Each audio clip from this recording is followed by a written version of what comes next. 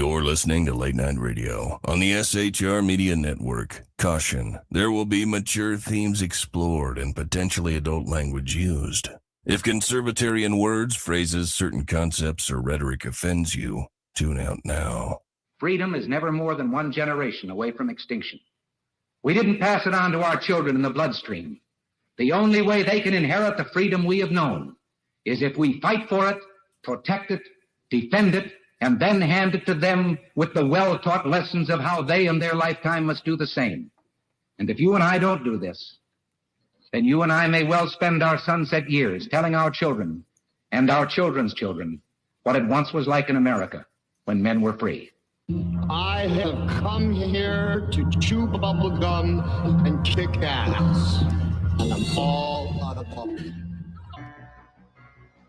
Ladies and gentlemen, boys and girls, children of all ages, welcome to, no, it's not Christmas Eve, it's New Year's Eve. What? So, welcome to BZ's Berserk, Bobcat, Saloon radio show, live and direct on the SHR Media Network, where I am broadcasting in an actual free state. I am your conservative Sherpa. I am guiding you through the maelstrom of Democrat, leftist, and globalist lies, chaos, deceit, and betrayal. What you're about to watch and hear tonight consists of my opinion and those of my guests only. And I've got some great guests tonight. I have got the entire horde of guest hosts on SHR Media, your favorite hosts on the planet, he emphasized, with emphasis. So what am I doing? I am doing the job that the American media maggots won't. I am fundamentally changing America one leftist red diaper doper baby diaper at a time. And I want to tell you that we don't water our drinks. Just like we don't water our conversations, we are still serving stiff drinks in the saloon along with facts, history, logic, rationality, proportion, context, tradition, and common sense for real, actual Americans like you and me. Politics, religion, crime, culture, race, sex, economics, science, law. We talk about it all right here in the saloon where the speech is free, but of course the booze. The running, flowing water of life. The spice must flow. My crappiest William Shatner. Not doing really well. Anyway, the speech is free, but the booze isn't. And I hope you're having some booze tonight, because we kind of have to winkle around some times and whatnot, because I'm looking at the clocks. I've got clocks up here for all the various time zones. And it's like about 8:04 Pacific. It's about 10:04 Central. It's 11:04 Eastern. And there's at least one gentleman here who is all the way over on Eastern, and another gentleman who is in Central, and another gentleman who's with me that's on Pacific. So at right around, it's going to be 9 p.m. my time, which means with Jersey Joe, who's way over on the East Coast, that means that we will herald in the new year first with Jersey Joe. And Jack Alexander sent me a message today, and he wished me a happy new year about 8 hours ago, because Australia, as everyone knows, is way screwed up. So I'd like to welcome everybody. Here's Shaun. Welcome, Shaun. Good to see you. Here is Earl. Welcome to Earl. And here is Jersey Joe. So everyone, welcome. It's great to see you all here, all of you, all three of you, with darkness in the upper right-hand corner. But that's okay, because the rest of us can carry on a great show, as you would expect us to. So anyway, I'm thinking that because of the difference right around 9 o'clock, because Jersey Joe will that'll be in about a little less than an hour, and we'll be ringing in the new year with Jersey Joe first, and we'll also be able to hear, I'm sure, all the gunshots, all the fireworks, all the stuff that's going on in all of our time zones. So anyway, welcome to everybody. If you're watching live, thank you ever so kindly. That is Sackhead Shaun right there. These are all the people that are the finest hosts on SHR. Wait, that way. Sackhead Shaun and Jersey Joe and Big E, Earl. And so thanks everybody for Sackhead Shaun having a drink as well. You should, because okay, good. I thought there was judgment there for a second. Oh no. Yeah, I thought you were judging me for a second. I figured. See, okay, good. What do we have here? I feel super left out. But I know Shaun has bourbon, right? Yeah, Woodford double oaked. Earl. Rare breed. Ooh, good one. Ooh. And rum. Just straight up rum, Joe?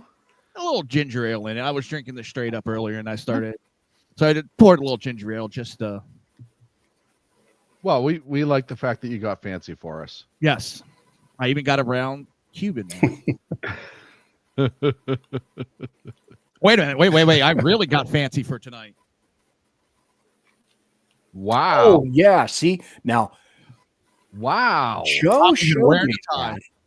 I feel underdressed now. Yeah, me too. Although I have a shirt, but it doesn't have lapels. I have a collar shirt, but it has a logo on it. It says BZ's Saloon that is a on it. Shirt. Like a baseball shirt kind of thing. Hey, I don't know if you guys are feeling if you're feeling the singing mood or not, but here's a song to start. Ratings crash. No one's listening. And now Mark Cuban looks like he's transitioning. We beat the fake news. We win and they lose. Walking in a MAGA wonderland. Yeah. It's beautiful. Gone away is Kamala and almost $2 billion. Oh, this guy. And Rosie is sad. Rob Reiner's gone mad. Walking in a MAGA wonderland. We'll build a wall and we'll shut down the border and start the deportations on day one. Our country will get back to law and order and send all those bad hombres on the run. Yeah. Later on, we'll all admire when I tell Joe and Kamala you're fired. Through all the attacks, a country so back, walking in a MAGA wonderland. Beautiful. But don't think that's crash. Oh, stop. Don't think that that's all I have, though. Would it surprise anybody to think that I have? Oh, now this is some shit you can dance to, okay? I'm mad. I'm upset. I'm mad. I'm upset. My tunes are hard. My tunes are hard. I'm mad. I'm upset. I'm mad. I'm upset. My tunes are hard. My tunes are hard. Wow. I'm done. I'm done with you. I'm done with you and your mother and your sister. I'm done. I'm done. I'm done with you. Wow. This is not okay. This is not okay.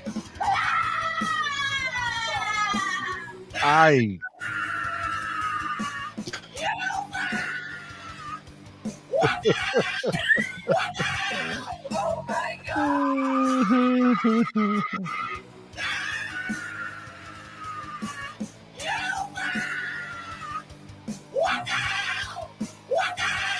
Oh my God.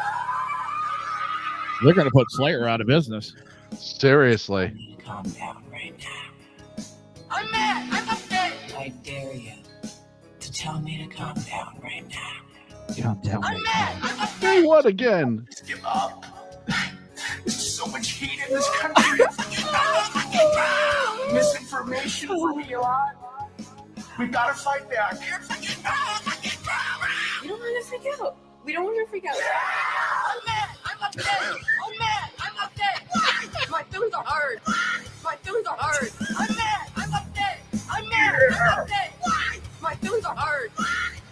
are hard. Wow. America, how can you do this to us again? What the fuck? What the fuck? What has happened to America? What has happened to democracy? What has happened to freedom? Hey, I forgot to put this up at the beginning of the show, folks. Good timing. Just wanted to let you know that this will happen, so let's continue.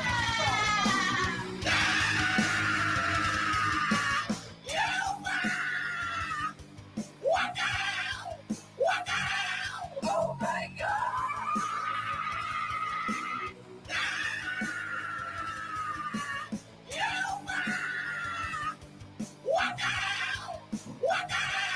Oh my God.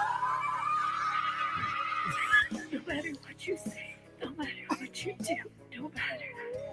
I'm mad. I'm upset. You will never put out my love. Never. You really hate me that bad. I genuinely hope an asteroid hits the United States of America. I have given up on humanity in this country. I'm just kidding. I'm done. I genuinely hope an asteroid hits the United States of America. I have given up on humanity in this country. I'm just kidding. I'm done. I'm upset. I'm just kidding. I'm done. Oh, no. My question. Wow. The one guy going on about Elon with misinformation. Do they even know what the definition of misinformation is? No. I don't think probably misinformation not. is disinformation. They don't care. No. Oh, my Joey, you know God. that. They don't care. They never I care. know. And I was being rhetorical somewhat, but for those that don't know, misinformation is giving out the wrong information by accident. Mhm. Disinformation is putting out the information you know is wrong and still putting it out. Mhm. Misinformation happens. It's not on purpose. It happens.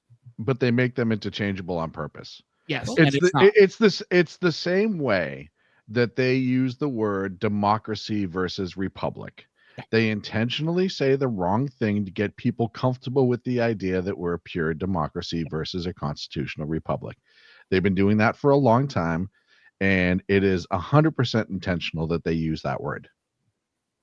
Oh yeah, they've been messing with the language for decades. It's the way they move the Overton window. They take the language, they redefine words, they do all of that in an effort to soften the words. Overthrow. Yeah. Illegal aliens to undocumented. What is it now? Americans Migrants. invading, in that last CR bill that got shot down, they were redefining juvenile detention to like underage persons in a facility for correcting of, I forget how it went, but they're trying to soften incarcerated people. Incarcerated. Well, justice involved persons. That was a great one. Justice involved persons. I love it. Well, basically, all of us here were justice involved persons, weren't we? Exactly. I want to know. I want to be in the brain room when they're all sitting around and they come up with an idea like this and they start whacking each other off over what a great idea it is, and like have the cake brought in, and they think stuff like they're like, justice involved person, we fucking nailed it, we saved everything over that. It's amazing. And you know really that is. because look at the video BZ just played. We know they're that excitable. We know that's how they act when they don't know any better. They can't control their emotions. Why? Because they were always told to act on all emotions. It's okay, just act it out.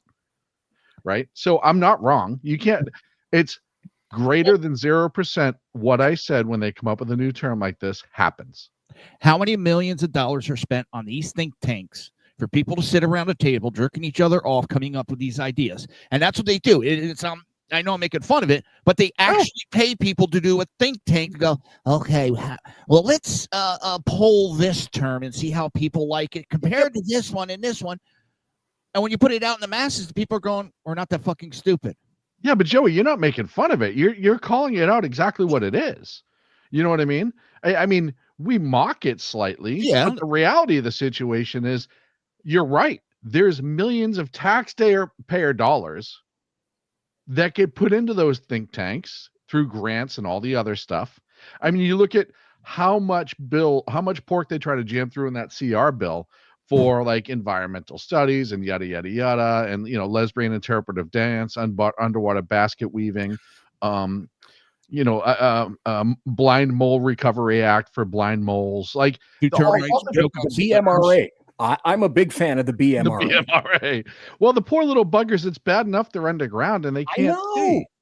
Yeah, well, what about the termites eating, choking on splinters? We got to do a study on that. Yeah. And the problem you have there is teaching other termites the Heimlich maneuver. Yes, that's B, getting the splinter to come back up. Yep. Now, very difficult moments. A lot of people moments. don't know is in the 80s, though, there was a think tank commissioned on how to do away with guns. Oh, yeah, I'm sure. And the result was one major thing. You can't do it in one sweep. Yeah, I have to give them credit. This think tank actually did a great job because they went, you can't just ban guns. It will never work in the country. Right. You got to do regulations slowly. So we get back to Cass Sunstein and Nudge. Nudge, baby. To the point where you go, oh, do I want to go through all that paperwork? Now it's not worth all that paperwork to get a gun. Hell with it. For those who don't know, Cass Sunstein, who is an Obamaite, wrote a book called Nudge. He's a huge socialist leftist, borderline communist. I mean, I'm sure his deeper thoughts are, but what he publicly states. And Nudge essentially is the book that he wrote on how to get the masses to slowly change to do your bidding through a series of limited choices under the guise of freedom. And you keep making these small, tiny changes, and you just chip away a little more freedom more and more until it's fully gone. And he wrote that book. I don't know who said it, but that expression, those who give up freedom for safety deserve neither. That's spot on for that. Yeah. Franklin said it. Hey, I gotta tell everybody about this. Okay, so we have a private chat between all of us here. Okay. And in the private chat, Shaun jumped in and said, hey, Jersey Joe said, hey, it's about time. Big E said, you took long enough. And Shaun's response to all of that was, a wizard is never late or early. He arrives exactly when he means to. Damn it. I like that. Well played, by sir. the way, in YouTube, thanks. I just think it's amazing watching. that I was late and Earl wasn't, but that's a different conversation. Go ahead. Thanks for to the Phantom for watching tonight in a Phantom-like fashion. Greenhorn Trucker and the Phantom and the Phantom and the Phantom. And you, by the way, folks, you can jump in too. All you have to do is go to, well, let's see. First, I want you to subscribe. We need you to subscribe to the SHR Media YouTube channel, Dem Eats. Give us a thumbs up, follow us on X, etc. And of course, share the show all over the place if you would be so kind as to do that as well. And there's one additional thing that I would like to point out. There's nothing funnier than some guy stuck on a fence. Il a failli se niquer, mais je crois qu'il va se niquer le ski.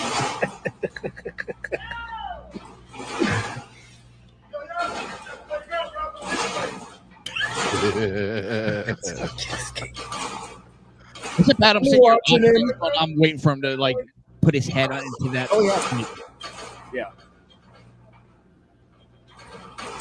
yeah. He'll end up. Il est bloqué. There's a couple of people in the car watching him. Dude, this is amazing. This makes me feel athletic. So this guy burgles 3 cars, and there's a couple of people. There we go. Wow. That's it. Ron on scene to right find there. Suspect hanging upside down by his pants. That's all I was waiting for, is the pants to come off. He's better off than the guy that was he was in I was at a street survival seminar by Caliber Press back in the day, and there was a picture of this sack hanging off one of those spiked fences, and it belonged to a guy who tried to get away from the cops and jump the fence. And I guessed what it was, and a couple of us guessed what it was, but to hear the whole auditorium in the seminar react when they were told, wow. Well, it's funny you should mention body parts, because in terms of body parts, this is great. Oh yeah, this is. Ah, maman! Ah! Ah, c'est super mal! What do you want to bet that guy plays soccer?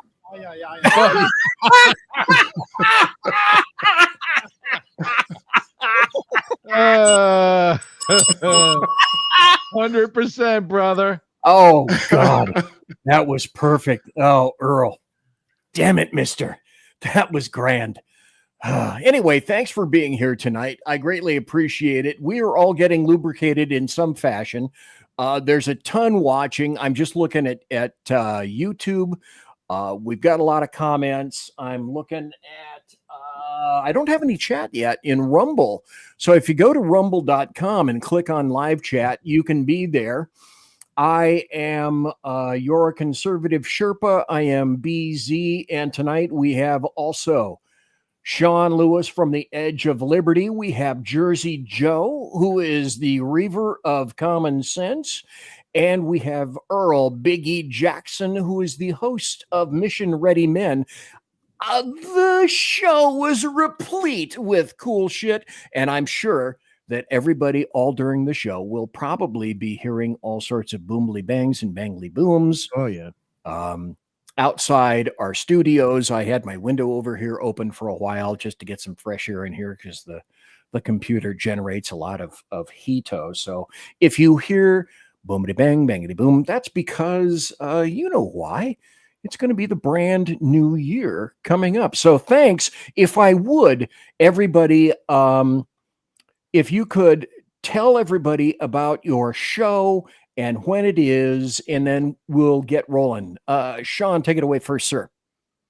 Perfect. Thank you. Obviously, Edge of Liberty right here on the SHR Media Network every Monday and Friday, noon Pacific, 3 in the East Coast. Obviously, during the holidays, I've had a lot going on. I did a visit with a family member last weekend, and just going. But New Year hits, we'll be right back at it, good as gold. Politics, news, sarcasm, pretty much everything that anyone on SHR Media has come to know me for. You get a whole bunch of it, except you get it in the middle of the afternoon, so it's really uncomfortable to listen to at work, which is usually my plan.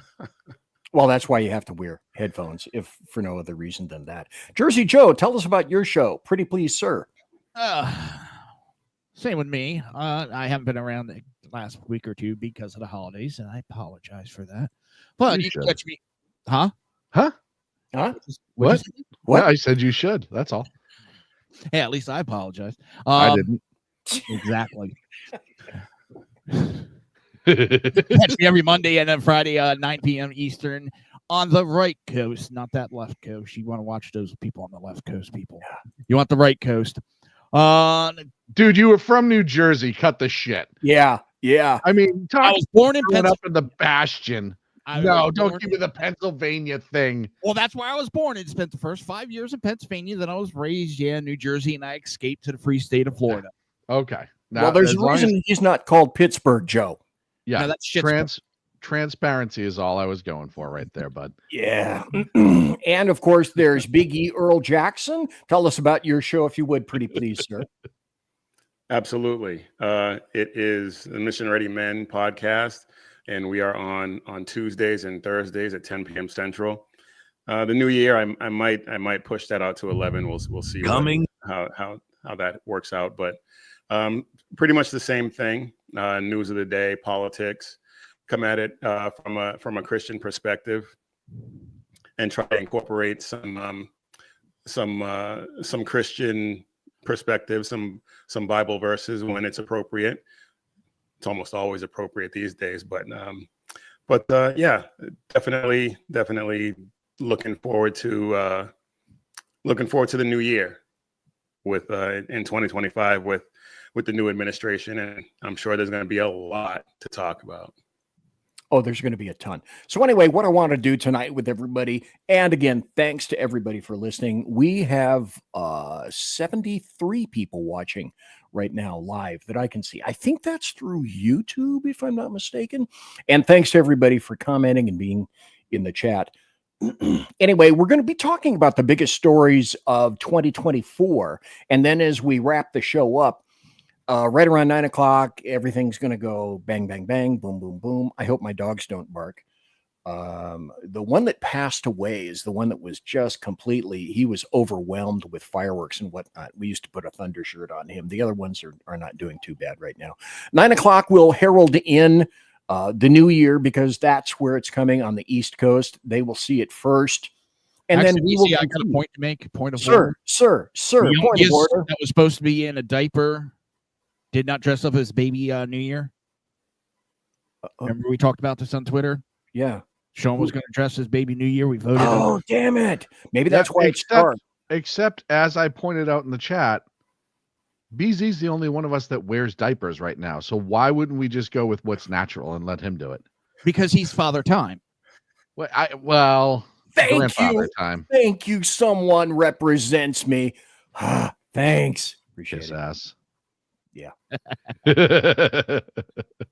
Anyway, there's another. Don't think that there isn't another video because there is. This one is about Doge. Coming this spring to MXNBC, a groundbreaking series that will change the U.S. government and the world forever. Elon Musk and Vivek Ramaswamy, under the direction of former star of The Apprentice, Donald Trump, will challenge 3 million contestants to carry their load or hit the road. That's right. We'll be asking every government employee to prove their value. Just like in a good old-fashioned meritocracy. Welcome, everybody. Thanks for coming in. What would you say it is that you do around here? I mean, a lot of days I really do stuff. It's just there's not that much going on today. I helped Tanner and Blaze replace those heavy 5-gallon water containers. Each week, as Elon and Vivek measure every federal employee's value and efficiency. And time. So you're studying on how cocaine enhances the sex drive of Japanese quail. What's that worth to the American taxpayer? I think it's priceless. And get ready for the savings, as those that don't make the cut get shown the door. The president wants to tell you something. Firstly, thank you for coming in today. And second, you're fired. The Emmy Award-watching viewers of Deadwood and Idiocracy present Doge Days, the purge of the U.S. government. Now, hold up for a second, because I want to. It's a dead wood out there. We got to get chopping, buddy. I want There's a lot of dead wood out there. We got to get chopping, buddy. I want to point out something. You know, when you're a government employee, you have no right to privacy in the workplace, correct? It differs by states. Right, except if you're federal, it falls under the federal law. I'm just pointing it out that they could make that a reality if they wanted to. Okay, I would like to think that in reality that's true, but you're going to have to help me with this. Do you recall when Peter Stroke, and they agreed to pay him out, though. They didn't lose in court. They just agreed to pay him out. They did all that shit as I said, that was on their I should say FBI phones. I said this at the time that was the outcome that they agreed upon before anything happened, is that they would eventually get paid out through some sort of settlement via the federal government that never would go to court, and that was their way of getting the money laundered to them. Isn't that nice? I said that from the beginning. Oh, sure. They were going to use anything as the reason to fire, even for wrongful termination. And whatever payout they got as a result was pre-agreed upon well before it ever came to light. And that was essentially their payoff for doing what they were doing. I want to see some of these idiots that are going to be losing their job. Not that I'm happy that they're losing jobs, but I want to see them work in the private field I don't think they're going to last that long. Oh no, they won't. No.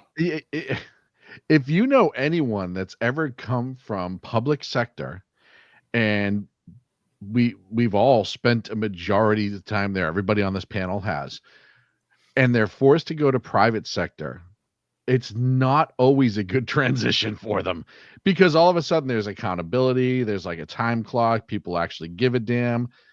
You can't just waste half your day like disappeared out and making up all these BS excuses. And look, I know I worked with people who were the masters, absolute masters of making themselves look busy and never accomplishing a thing in a 16-hour shift. Oh, exactly. I had a lieutenant who would walk around on graveyard at the main jail. And I got it from him to make everybody else. The captain would occasionally come in on graveyard. Who the hell knows why?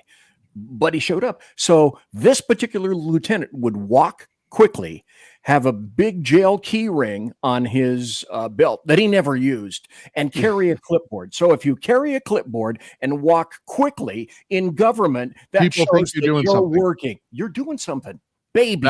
Look at that. He's in a rush. Back before my time and the time of my old man, who I heard this story from, they worked with a guy in the police department. His last name was Farley. They called him Fadeaway Farley because back in the 70s, and he was on the job for a long time, close to retirement. He had one of those special jobs that nobody knows what you do, but somehow you got it. He would show up to roll call with a bunch of papers in his hand, and then nobody would see him for the rest of shift. He would just disappear. And if you did see him, he would always have papers in his hand under that same theory of you look like you're busy. It's perfect. When I worked with the FBI in New York, we had a saying that was called Federal Friday. And Federal Friday was you never worked an entire day on Federal Friday. By the way, that was every Friday, as a matter of fact. And when you're a federal employee, every day is Friday. Every day is Friday. There was a video on Facebook I was watching, so in Maine, they're trying to demonize corporations for telling people they have to return back to work.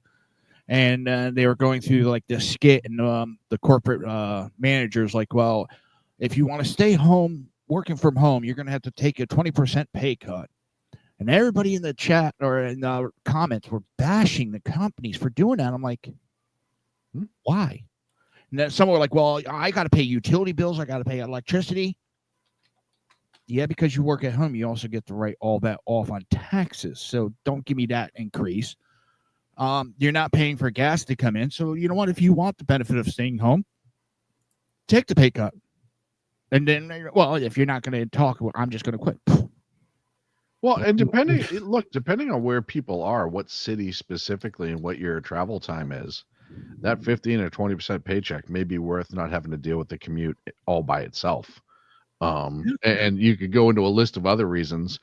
But you know what? I was never against people working from home. I know there are a lot of people who are hard set against it, but I know plenty of people who work from home that work just as hard as they do. No. I'm not saying they shouldn't work from home. No. I see what you're saying. But the simple fact that people started to work from home for COVID, everybody knew like that whole thing. We all have that nightmare lodged into our head. And then when these companies turn around and say, all right, it's time to come back to the office, and they all of a sudden start clutching pearls. Like you went there for 15 years before the fucking COVID, and now you're 2 years at home, and just because you don't want to get out of your fluffy pajamas and get your ass back in the car and go back in the workplace, you're going to cry. Like, cut the shit, man. It's one of the biggest problems we have in this country is people just do not, like, they just don't have any drive anymore. Earl, sorry, I cut you off. I know that look on your face. No, that's fine. I was just going to say that there is a flip side to that, especially when you're working in the tech industry like I do. When people went home during COVID and companies saw that they could get just as much, if not more, work out of their employees, some of them, obviously there are some that make themselves look busy, just like in any other any other industry. But they could get get just as much work out of people. And then they realized that they were paying rent on offices that they didn't need. And so some companies insisted, obviously, but then other companies were like, look, stay home.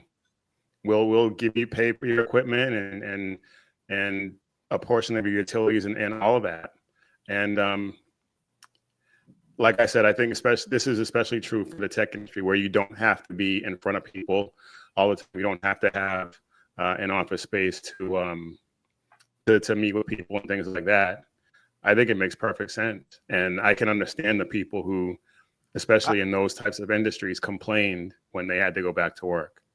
I was just thankful that I didn't have to. That's why CGI became so popular in the movies. It's not because CGI was so good. It's because if you create something on a computer, you can send it to the producer and to the director, who don't have to be there, can watch things, approve it, and then send it back. Also, 6% of the federal employees are actually showing up. And as Earl pointed out, all those huge buildings are empty, yet they're still paying people to keep them swept. Janitorial staff, they still own them. They still have them. HVAC, all your utilities, heat, air, all of that upkeep. stuff. And Biden, of course, finalized the contract for $42,000 before he left.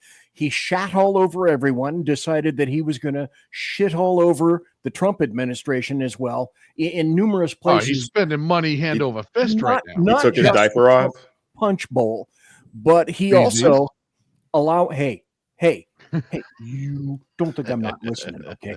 Just because I'm deaf doesn't mean that I can't hear you. 42,000 Social Security people got the grant to just, screw it. Stay at home. Yeah. It's amazing, isn't it? And you know maybe is, look, like I said, I know a few people whose company did it the right way. They're like, hey, we're giving up the office. We're going to have an outing a couple times a year so we can get, into each other's faces and actually still know who each other is. Right. We'll rent those pop-up offices or whatever if we need to, blah, blah, blah, blah, blah. But if we don't need to, what's the point? And in lieu of that, we're going to take care of you. The federal government went close to that, where they said, you know what, we're just going to take care of you. Yeah. There's nothing in return. And like Earl pointed out earlier, there's a lot of companies who had said that the people working from home are much more productive. I personally know people who they'll work their whole day and then they'll eat dinner and stuff like that. And then they were sitting in front of the TV watching TV at 9 o'clock at night before they go to bed. They open up their work computer and just kind of keep working for a little bit just because. And those are the people that are self-motivated. My wife does that all the time, and she'll bring home the laptop. I mean, she works in the office, but if they're backed up, she'll talk to the boss, says, hey, I'll work this weekend. And she'll sit there in front of the TV, work for a little bit, clock out, go do something, come back, log back in, and she'll do it all the time. Yeah. For me, my point is, I don't care if you work from home, your office. It's the bitching and moaning that everybody wants it their way, and maybe it was just the way I was brought up. Entitlement. If you don't like the job, you don't like what they pay, and you don't like the rules, move on. Don't work there. Well, and we all know federal employees, as we talked about earlier, public employees have a tendency to be a little spoiled, and when you dare start to subtract from all of the plethora of things that they get as public employees, when you subtract that little bit, they go absolutely batshit crazy. It is amazing.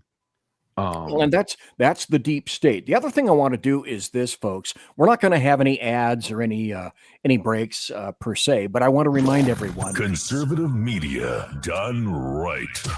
You're listening to the SHR Media Network. And I'm BZ. Up in the upper right corner, it's Big E Earl Jackson from Mission Ready Men. Over there on the right, Jersey Joe, the host of Reaver of Common Sense, and right over there, lower right, for at least this moment, Shaun, the host of Edge of Liberty. And thanks everybody for being here tonight. We're not I got a little gonna soundbite for you, BC. Okay, play it, hit it. Please, I'm begging you. Please. I'm desperate. I don't know what to do. Please subscribe. What are we subscribing to?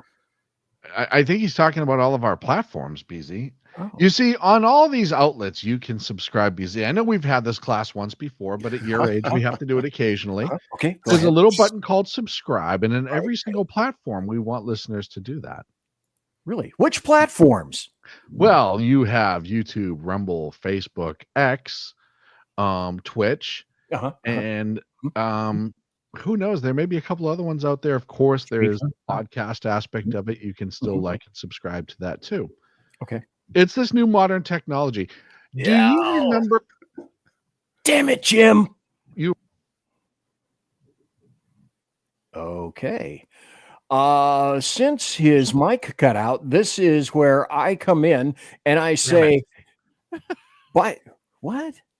I was just going to say, do you remember when you were in your late 70s and the newspapers started?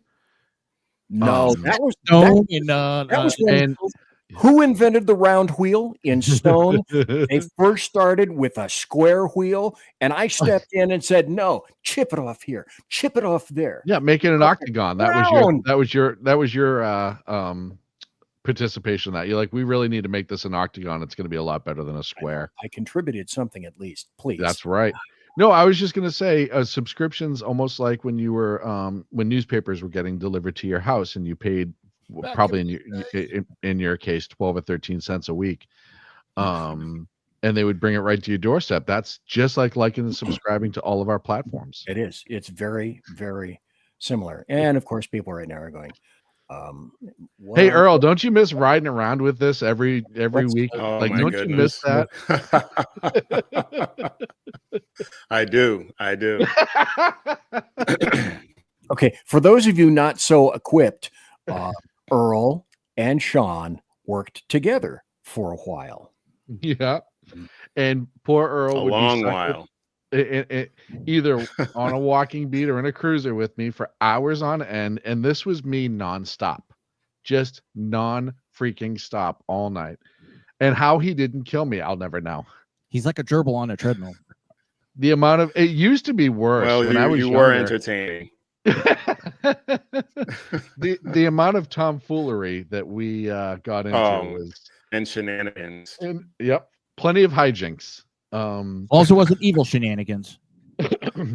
BZ is a former supervisor. You'll appreciate this, and E, I'm going to tell this story. Oh, here we go. Anytime we had to write a report, we would try to come up with some bizarre, outlandish word. Okay. Does it tomfoolery, shenanigans, whatever, you name it, just something that could have been stated a lot more plain English, and we would try to slip it into our reports over and over again. Rascality every time. Just to see if anything would ever get kicked back. And I'll tell you what, not once did it ever get kicked back. Deviltry. But we would come up with it at the beginning of the shift. What's today's word? And then we'd go back and forth honing it out. And once we got it, then it was like, all right, if we have to write a report, this is going in at 22 times. I don't care. Hijinks. I don't care what the report's for. Did you ever get the word hijinks in there? I've always enjoyed the word hijinks. We used hijinks. Yeah, we did. Tomfoolery was another one that we used to like to throw in. Shenanigans. There was a couple more.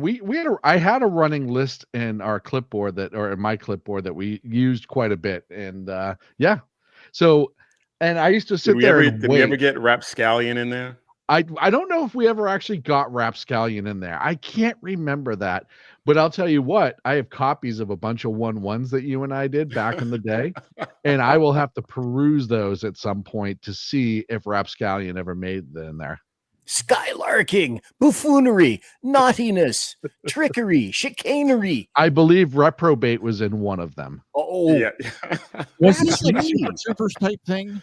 Yes, but it was before Super Troopers was Super Troopers. We were doing this on our own. Let's look. Yeah. at sea who passed away. A lot of people passed away, and then we're going to be going to some of the important stories that occurred. A lot of folks passed away. This, I don't know. I'd like you guys to weigh in on this. The first was Jimmy Carter. I have some thoughts. If I can get on my platform here for just a moment. I lived through him. Jimmy Carter was another illustration of leftists completely and abjectly failing to understand reality and human nature. Yeah, he was a good man, blah, blah, blah, blah, blah. But he was an abject failure. I was lipping Cubans in the main jail in the early 80s because of the Marielito boat lift. Murderers that were Cubans that were booked had a little tattoo in the inside portion of their lower lip. Thanks, Jimmy Carter. Let's see, he created the Department of Energy. He created the Department of Education, both complete wastes. He gave away the Panama Canal. He allowed the Marielito boat lift. He was an architect of that disastrous Desert One, but he only did that under extreme duress. His weakness engendered Iran and OPEC and their moves. His legacy was just incredible economic hardship at home, embarrassment on the world stage. He left the country basically in its weakest position post World War II. I had a girlfriend who had a car. She had a Toyota Celica, and this was 82, right around in there. She was paying 25% on a Toyota damn Celica. My first house that I got in 81 was $110,000. You had to put a mandatory 20% down that you cobbled away out of somewhere. I was paying 13% on it when at the time the top was about 17%. So folks, I don't want to hear shit about usurious rates right now. Go back to Jimmy Carter. And then I also paid 2 points and I had a 5-year call on the damn note. So let's see. Carter appointed also a new dude in the Federal Reserve, Paul Volcker, whose money policies triggered us into a fucking recession, the highest unemployment rates since the Great Depression. There was a ton of grief on the oil front. Don't worry, I have more. I'm keeping going. The Islamic Revolution in 1979 caused a price spike in the oil market. Long lines in the pump. I was there, 1973, waiting in those lines. The Soviets invaded Afghanistan under this shit stick, and Iran installed Muslim dictators for life after the Shah was kicked out. And so after getting his negative, oh, you guys are consuming too much, he was a mediocre, negative guy who got his ass kicked by Reagan. He was a self-described citizen of the world, spent the rest of his life meddling in U.S. affairs, hated Israel, and basically, in summary, okay, this is me climbing down now. He did damage from which we have yet to completely recover. But here's the deal. This is interesting. We got Reagan from Carter, and we got Trump from Biden. Okay. Now, you guys weigh in. I want to hear what you think about great Jimmy Carter. Who's next? Well, I was a kid when Carter took office, but I was old enough to remember things. I remember the gasoline shortage. Oh, I remember what my dad was paying for gas when that happened. I remember the fights that people used to get into, my dad included, at the gas pumps. And because my parents did pay attention somewhat to politics at that point in time, so did I. And so I remember all that. And then I remember when Reagan got elected. And I remember the change, it seemed to happen overnight to me because I was a kid. But at the same time, I just remember the stark difference a few years made between the time I was 6, 7, 8 years old under Carter and 10, 11, 12 years old up until pretty much I graduated high school under Reagan. And all I can say is thank you, President Carter, for giving us President Reagan, because that was the truth. That was a renaissance in the country at the time. But like BZ talked about with the Department of Education, abject failure. We're worse off now than many other countries. I think we're like 40th or something like that in the world when it comes to education. The Department of Energy, and Russia's invasion of Afghanistan, just everything that we're kind of it really does parallel pretty well with kids who were that age seeing Biden and now living under about to live under President Trump. And it's going to be interesting to see if, despite their parents being raging leftists, it will be interesting to see if any of those kids can recognize the differences between Biden's presidency and what happens under Trump. And if everything goes the way we think it's going to go, if that will create a new wave of conservatives, because I was pretty much a conservative since I was 10 because of that. I grew up watching Rush Limbaugh on TV when he was on TV. So it's going to be interesting to see if that happens. We're paying for it today. We're paying for Iran today from Jimmy Carter, comma. Thank you. Like you said, we haven't really recovered. No. The Middle East has been a total hellhole. I mean, it always was, but Carter made it that much worse. And we, like you said, we still haven't recovered from that. Shaun, Jersey Joe? Yeah, Joe. I was like 6 to 10, but what I remember is yellow ribbons. My dad always saying you got more excuses than Carter has liver pills.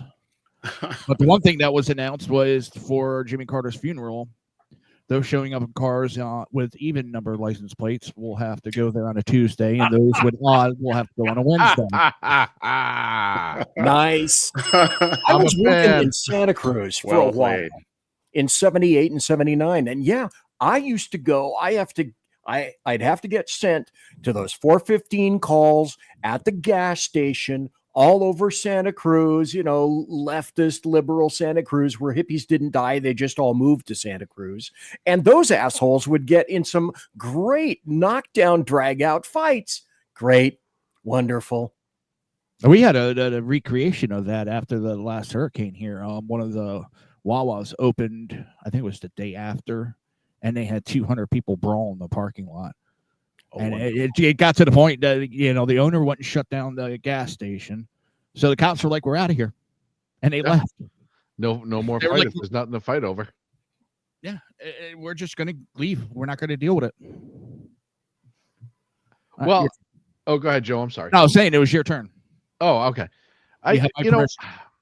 When Billy Joel's song, We Didn't Start the Fire, contains 5 or 6 different things that were just Carter alone, it's not good.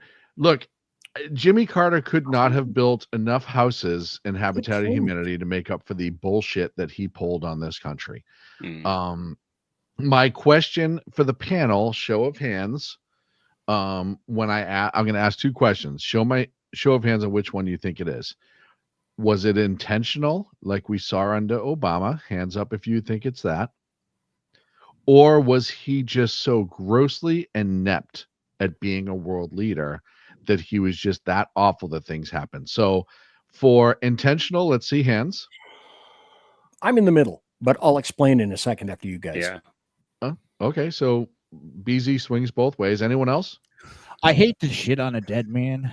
I really do. Once you become a president, you put yourself in that situation. Right. I understand that. But yeah, don't think he was smart enough. Like my dad would always say, he's got more excuses than liver pills. I'm going to say, it's Earl. I'm sorry, I didn't get your answer. I'm kind of in the same boat as BZ. I think that both things can be somewhat true. I will explain. I later, think he had some handlers, a lot like Brybin does. I think obviously he was a lot more mentally with it than Brybin is, but I think that he had some ideas, but I think he had some handlers that pointed him in directions that made some of the things that he did intentional. And I think some of the things he did were part of his idealistic, socialistic worldview that he just had the power as the president to implement. I think you saw the first iteration of what we saw under both Obama and Biden, where there is a group of people pulling the strings and they're just the mouthpieces. I don't think that he was necessarily out of all three of them, right? The three worst presidents we've ever had in order would be Obama, Carter, Biden. I don't think a lot of people say that this last presidency with Biden was really another Obama presidency and Obama's pulling the strings. I don't think Obama's smart enough to pull the strings per se. I think he knows what's happening. I don't think he's the one driving those policies. I think he is just the pitman for it. You think he has handlers himself? For Obama. Oh, yeah. I don't think Obama is at the... Look, Valerie Jarrett ran his entire administration. Oh, bingo. Valerie Jarrett, Susan Rice, Ron Klain, you bet. Cass Sunstein. The only thing Obama has is the personality. He knew how to go out there and talk to people. No, but that was his work. That's exactly what they got him I will for. admit, and I've told the story he was before. electable. The day he got inaugurated, and he was giving the speech. I was sitting in on the back porch with my parents watching it, and we were all just sitting there. 2 minutes to the top of the hour. Yep. We were enthralled by him going, holy shit, this guy's going to be, he does what he says. It's going to be a great president. And then afterwards, I started thinking about it, going, oh shit. And that's kind of actually what got me into politics. Before that, never got involved. Yeah, no, I think Obama knows exactly who he is and what his role is. And he is really good at it. Like I said, I think you could sit down and have a drink with Obama. I think he would talk to anybody, which is why people liked him. I will tell you that the night Obama got elected, I actually texted Earl the minute they announced it and asked if his mortgage had been paid off yet. Earl, am I lying? No, you're not. No, you're not. So I will step out now because I know we're at the top of the hour. Well, anyway, we're going to do this. I want to wish everybody now. Let's see. Is it official? We got one more minute. Now, I don't have anything live. 33 seconds. Yep. So essentially, everybody, welcome to 2025. 30. And we'll get towards the end of the show. We'll talk about what we think is going to occur in 2025. And then I need a refill. Hold on. 15 seconds. Okay, here we go. Here we go. 8, 7, 6, 5, 4, 3, 2, 1. And welcome, folks, to 2025. It's a brand new year. If you have a beer, if you has a bourbon, if you has whatever it is that you has, knock it down because we're celebrating 2025. It occurred first on the East Coast. Happy New Year's, gentlemen. And it's going to be another 3 hours for me to have that. So welcome to 2025. And the other thing is, we got 96 people watching live on YouTube. And to all of you watching live, thanks for being here in 2024 for the SHR Media Network. Right down below, we got Big E, Earl Jackson, Mission Ready Men. We got Shaun Lewis of the Edge of Liberty. Edge of Liberty. Thank you. Wait a minute. You changed your...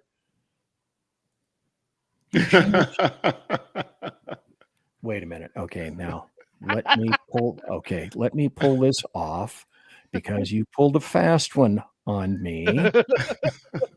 It used to say, here we go, Supreme Leader of all military forces. Now look, folks, I want to make this comparison. Look at Big E, Mission Ready Men. Look at Jersey Joe, Reaver of Common Sense. Look at Shaun, the Chosen One. I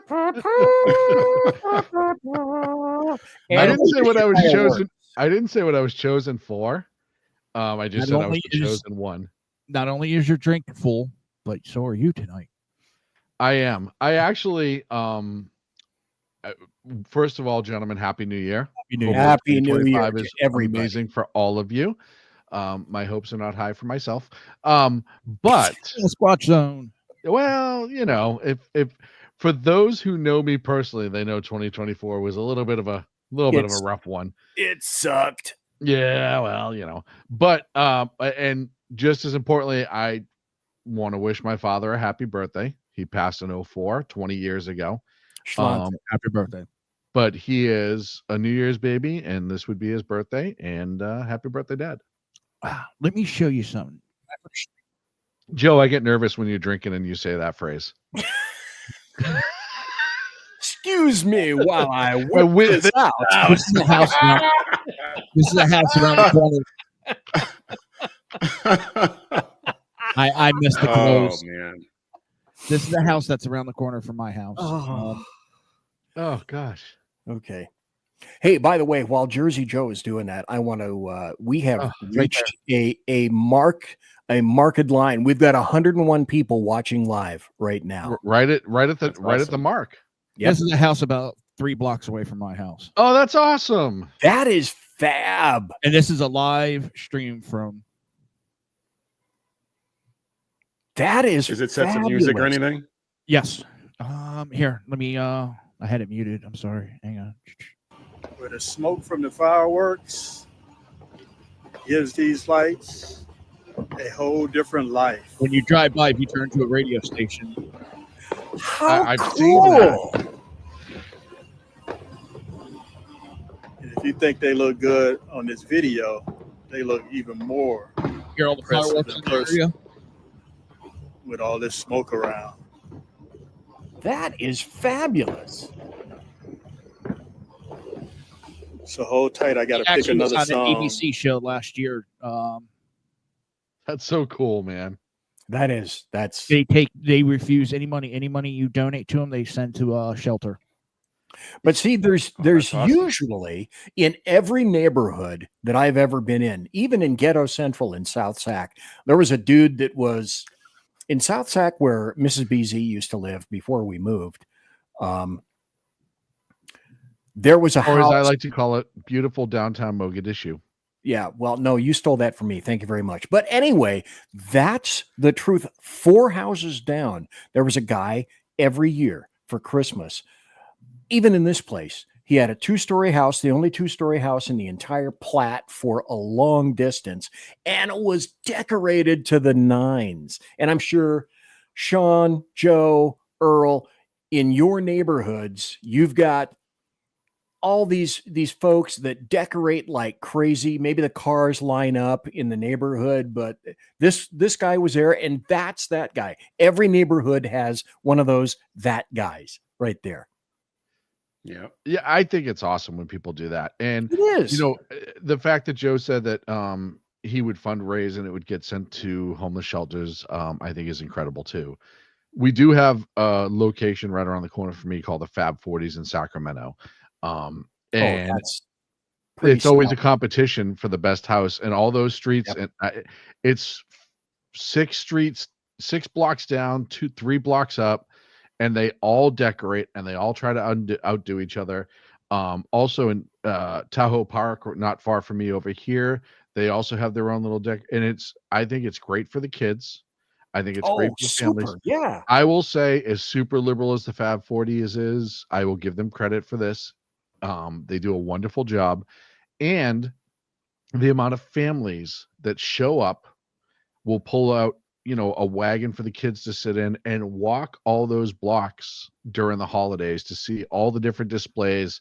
And you see, I am not exaggerating, hundreds to thousands of families a night who are making those walks, and sometimes with groups of 10, 12, 14, whatever.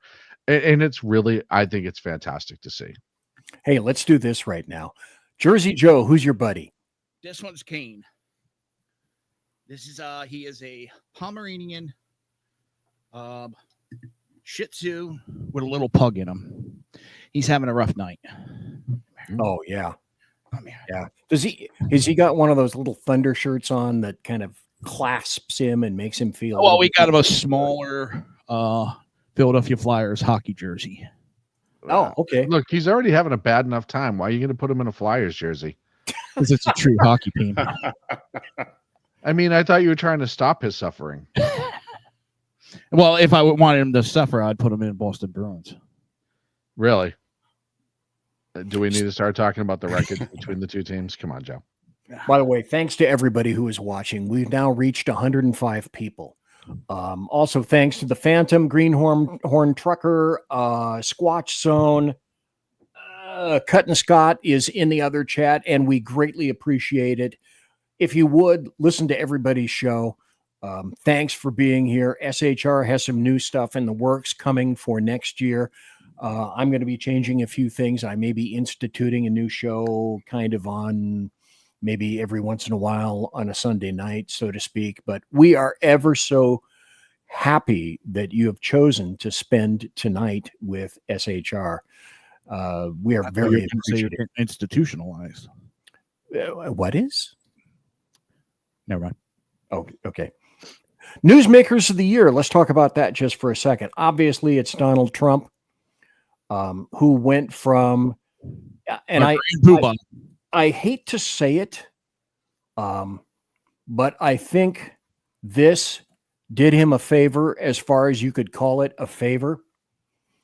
But I think it also changed him massively. I think, did you guys notice that it changed the country? It changed him and the country. I agree. After that,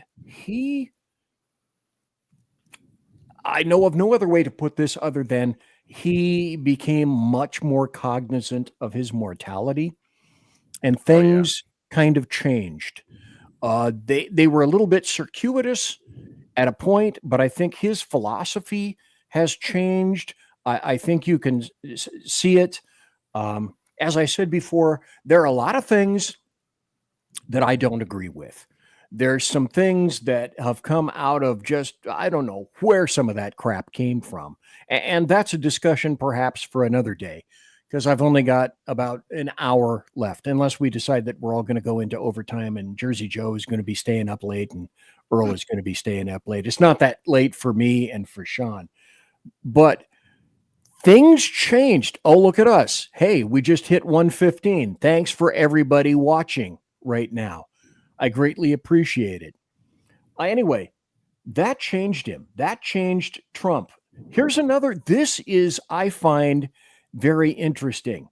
I don't know if you guys, I know everybody here is, but there's a guy that got elected in Argentina named Javier Milei. He was chosen as president. This guy came in like the long, dark-haired, younger Trump, kind of pudgy, huge sideburns kind of guy. And he's been kicking Argentinian ass for quite some time. And he went conservative. Now, it's interesting, simultaneously, while this is going on, I'm sure everybody has been noticing Trudeau is not having the time of his life right now. And excuse me, hairball. Bless you. In France, he's not been having the time of his life. They're not having the time of their lives in Germany. They're not having their time of their lives in Europe, in the EU. The UK itself is in an absolute uproar right now. I am, you could almost say they're kind of lost. I can't really tell you the guy's. God, what is his name? Starmier, Starmere. Starmere, who's at 10 Downing Street right now, and Yeah. nobody likes him. So all this stuff that Trump started. But what do those guys all have in common? Before we forget, outside of Melier, all of them are huge leftists and implementing huge leftist policies. And I'll tell you right now, Britain just had their election, 3 months ago? Yeah. And they're ready to go for somebody else, anybody And they're else. already trying to dump them because it happened like that. How quickly, people have been calling it Soviet Britain, and appropriately so. Yeah, when exactly. you're getting arrested for your opinion, as a hate crime, when you post it online, or you ask a question, or your chief law enforcement officer is threatening to arrest Americans over their opinion over what's going on in the UK, you have a serious, serious communism problem. Oh, yeah. To which all of us here would say, okay, Please come get me. World Court, you come and you knock at my door and see how much happiness will be displayed to you. Not even World Court, because we all know the Hague's a giant joke, right? It's not even the World Court, right? There would be people in this current FBI who would allow the extradition, which is absolutely hysterical to me. But I wish that they, being the UK, the leadership anyhow, cops would come to my house for it. That would just make me so goddamn happy. I cannot tell you the smile on my face when my video is on my front door and it activates and I see a whole bunch of British cops lined up in front of my house. Yeah, boy, would that be fun. This just reminded me. Florida man at that point. Hey, what's up there, Liney? What are we gonna do? I want to remind you guys of this. If no one has seen this book, and I bought this book 3 or 4 years ago, and I think it's a documentary now. I don't remember where it is. It's immaterial, but it's called Ordinary Men, and it's about a police battalion. This is a cautionary tale for then and now.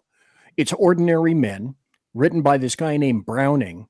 It's a police battalion, all wearing Nazi uniforms in Poland, and they carried out the orders to execute people. These men who were professionals and lawyers and shopkeepers and regular folks, the bulk of whom carried out the orders without fail. A small percentile of them went rogue and said, no, that's not going to occur.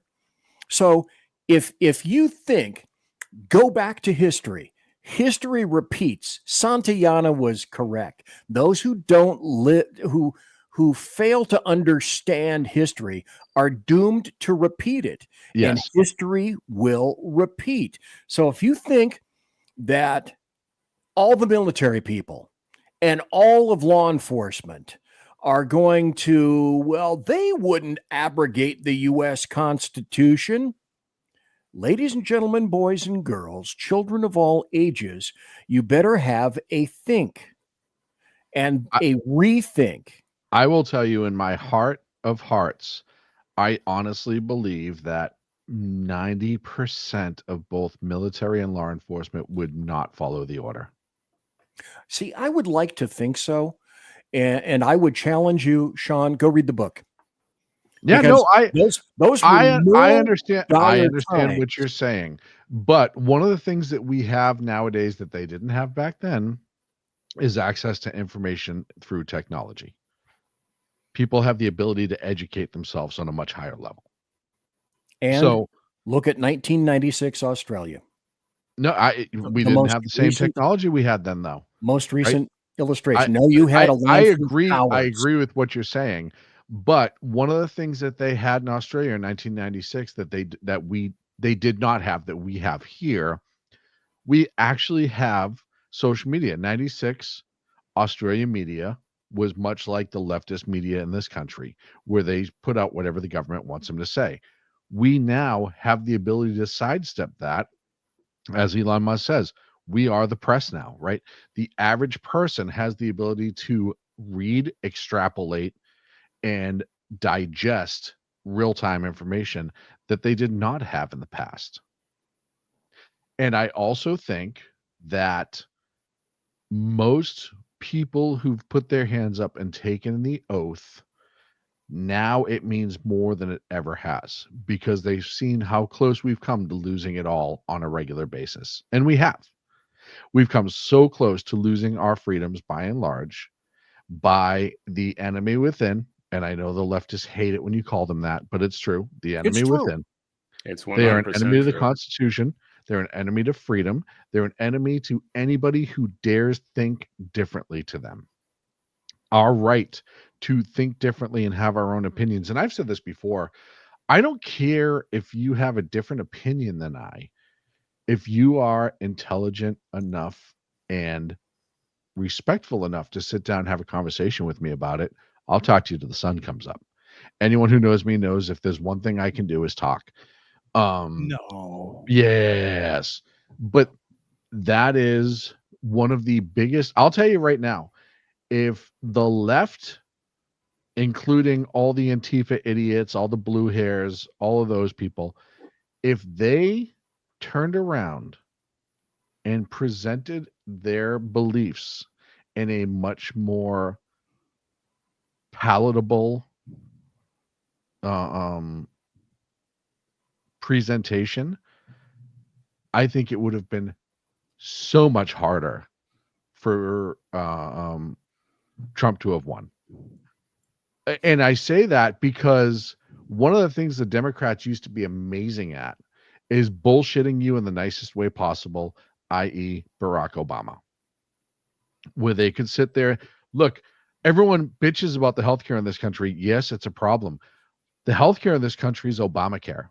Everything that we said that was wrong with Obamacare when they were trying to pass it, I said on Sackheads back in the day, cost.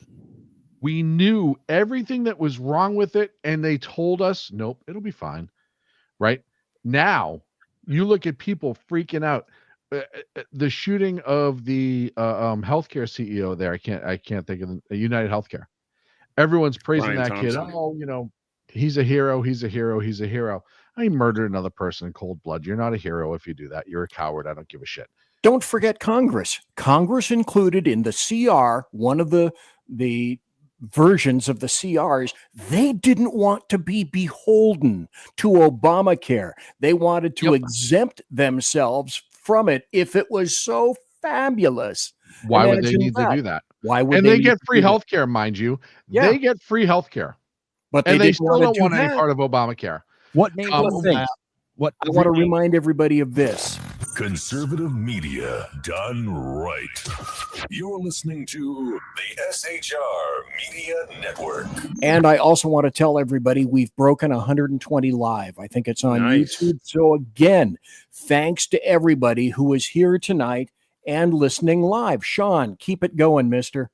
So as I was saying, the problem that I remind people of when they were talking about the shooting of that United Healthcare CEO is you allowed this through your voting.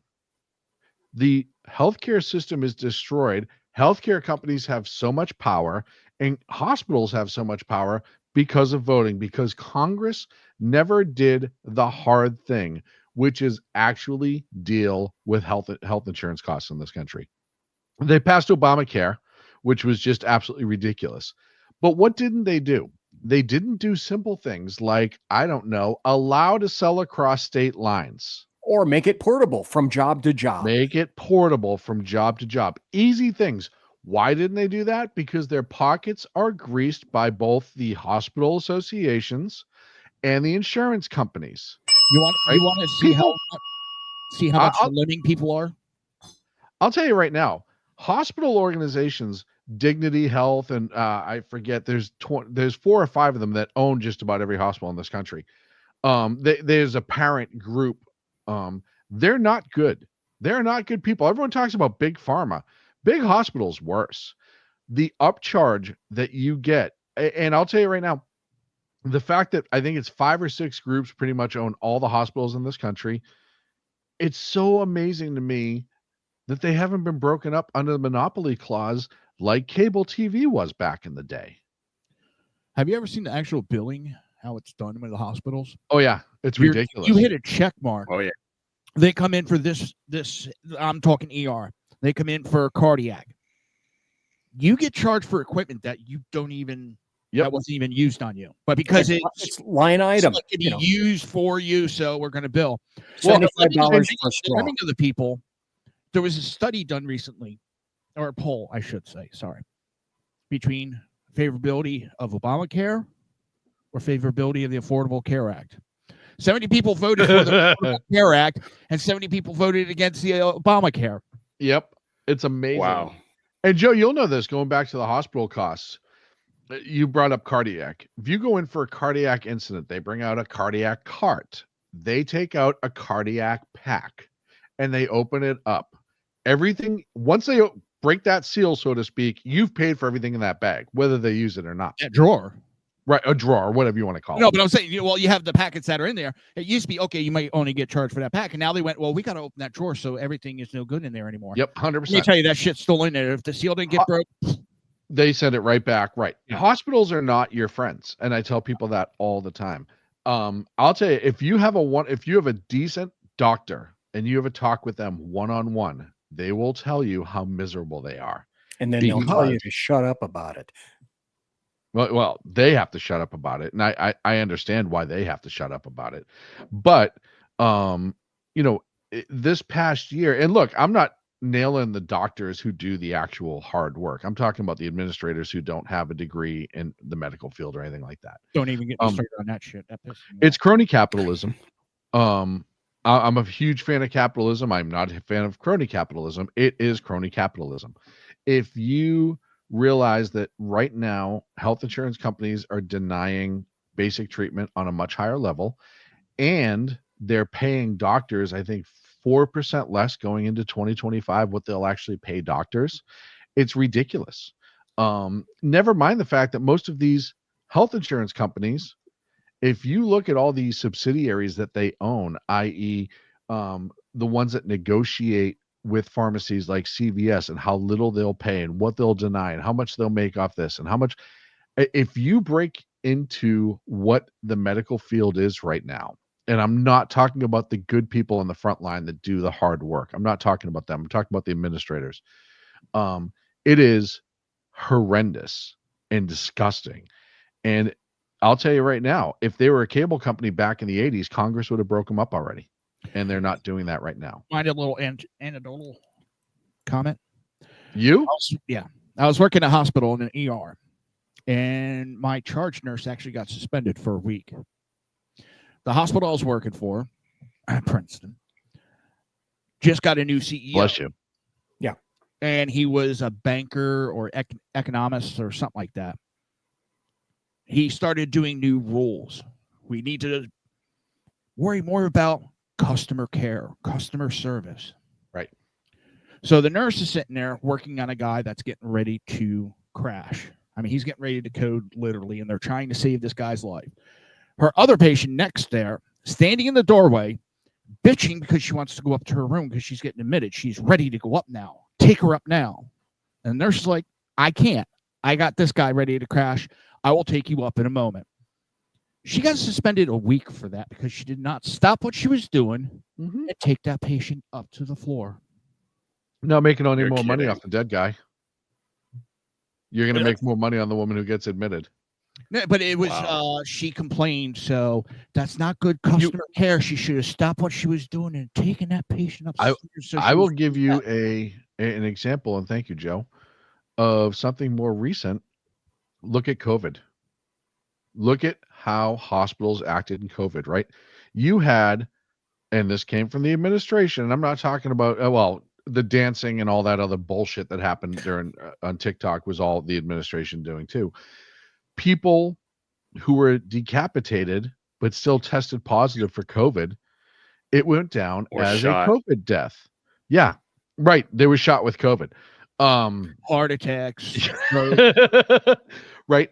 Everything became COVID. Why? Because not the honesty that there should be, but the government was giving them money for COVID deaths. You jumped So over the every- bridge. The COVID difference between with and of, those are two huge words. Yeah. Do you guys remember Dr. Scott? I can't remember his last name. Swain. He ran for the Senate in Minnesota, I believe. One of the first things that I remember him is appearing on last name was Jensen. on Laura Ingram's show. And he said, the biggest difference is the money. There's $10,000 available if these people do not have COVID. If they have COVID, it's worth $30,000 each per. And as far as they're concerned, dying with COVID is the same as dying of COVID. Yep. Words have huge meanings. By the way, 126 right now. Thanks to everybody who is being here. We appreciate it. And also thanks to Greenhorn Trucker Reaver is in there. Phantom also, and Squatch Zone and Cut and Scott. And Phoenix Exploration 3301.1. Oh, yes, exactly. And AC Explorations. Again, 127 now. We're going up still. Thanks to everybody. Please like and subscribe wherever you're watching from. Like, Absolutely. subscribe, share, tell your friends. I don't care if you have to do you have to sit them down and make them watch it. Sure. Sometimes that has to happen. Sure. Nylon rope is best. Handcuffs are fine. 100%. Waxed nylon rope tends to be a little slippery and doesn't leave quite the mark, depending on how tight you pull it. And I'm trying to think, I can't think of the movie of the early 80s where they sat somebody in the chair and pried their eyes open and made them watch. Clockwork Orange. Thank you so much. Malcolm Clockwork McDowell. Orange. Clockwork Orange. Go have yourself a glass. I just of know milk that now. singing in the rain part. That's Yeah. Yep. So if you have to, I mean, whatever it takes. I'm not Whatever it condoning it. takes. I'm just saying if you want to do it. I don't want to impose whatsoever on anything that you would do. But like BB said, nylon rope is best. Of course. By the way, let's go through this right now. Some of the news stories. January, that Boeing jet that apparently wasn't assembled quite as well as it should have. Folks, I don't know if you've noticed, but at the end of the show, I used to say something I was similar just going to to- bring this up. I used to say something similar to, and also promotional consideration by Boeing. If it ain't Boeing, I'm not going. I don't say that anymore, oddly enough. In February, the Kansas City Chiefs. Then in March, the Francis Scott Key Bridge got struck by a container ship. Now, there were tons of theories about this. I had Ed Enos on the show, who's a master harbor pilot. He happens to be in Honolulu, and he has contact with everybody. And he said, basically, the people that were in the container ship screwed up royally. And the electrical system died, and it was one of the worst times in the world possible for that to have occurred. At the exact wrong moment. At the precise wrong. Isn't that when it goes wrong? Well, At the worst moment? Cha. Or as I like to call it, what would happen if you let Shaun in charge of a ship? Or BZ. This is interesting in June, and I'm going to make mention of this because Mexico now has a very interesting role to play. There's a climate scientist named Claudia Sheinbaum. Sheinbaum is president of Mexico. Now, when you think of Mexico, I don't particularly think of the family of Sheinbaum, but there she is. Oh, from the Guadalajara Sheinbaums? Yes, I thought at first it was the Vermont Sheinbaums or the New Hampshire Sheinbaums. I could never remember, but there she is. And she has said to Trump, this will be a very interesting plot and a road to be taken. She has said, I'm not taking any of the people back if you try to repatriate them to Mexico. And I think that's going to be a work in progress. But anyway, she's a massive leftist. Here's an interesting point that I should care to illustrate. Now, Greg Abbott, governor of Texas, has declared Tre de Aragua a terrorist organization in the state of Texas.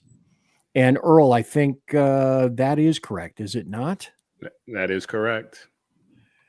And so my guess would be that Donald John Trump, OMB, Orange Man Bad, the guy with the dead orange cat on his head, may have something to say about that come January 20th with regard to that group and all the cartels. That's a Venezuelan group. And all the cartels in Mexico being terrorist organizations. If that goes off, I think we may see some Mexican I'll think of a nice word for it, contretemps with regard to Mexico and the United Snakes of America. By the way, we have now hit 130 live. I'd like to point out a couple things. Yes, Number sir. one, ask yourself how many people get shot during a Mexican election cycle and killed that were running for office of some sort. How many journalists? Yes.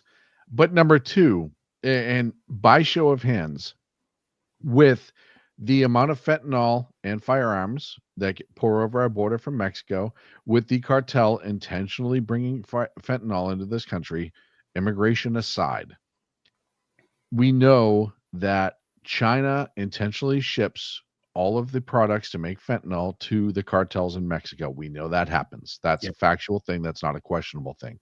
We know the Mexican cartels create this fentanyl and ship it over the border and distribute it. We know that fentanyl kills almost 1 million people a year. I think last year was 900 and something thousand people. And it's a poison. It is not a narcotic. It is deemed a poison. People die of fentanyl poisoning. It's not a fentanyl overdose. It's a fentanyl poisoning because it's very different from the medical fentanyl you would get prescribed in a hospital.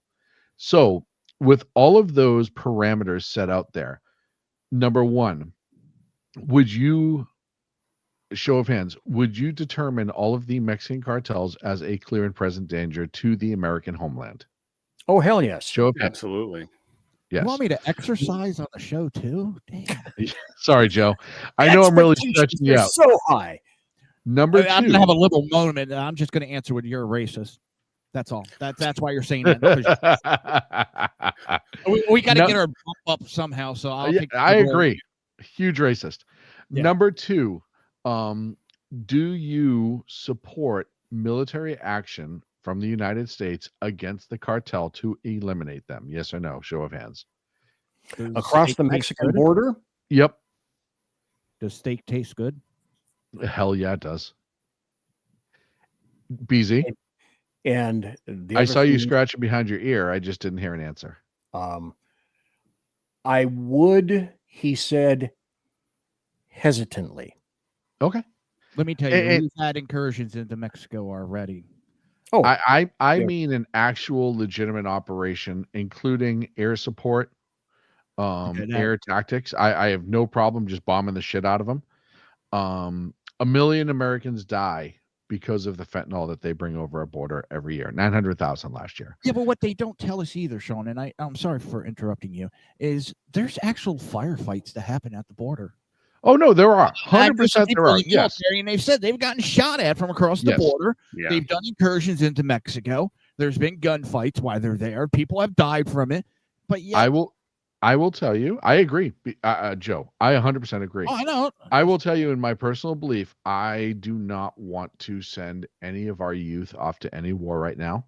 I don't think there's anywhere in the world deserved of American blood to be spilled, with the exception of the cartels in Mexico and the Maple Leafs. Yeah, the cartels in Mexico, because they present a clear and present danger to our homeland.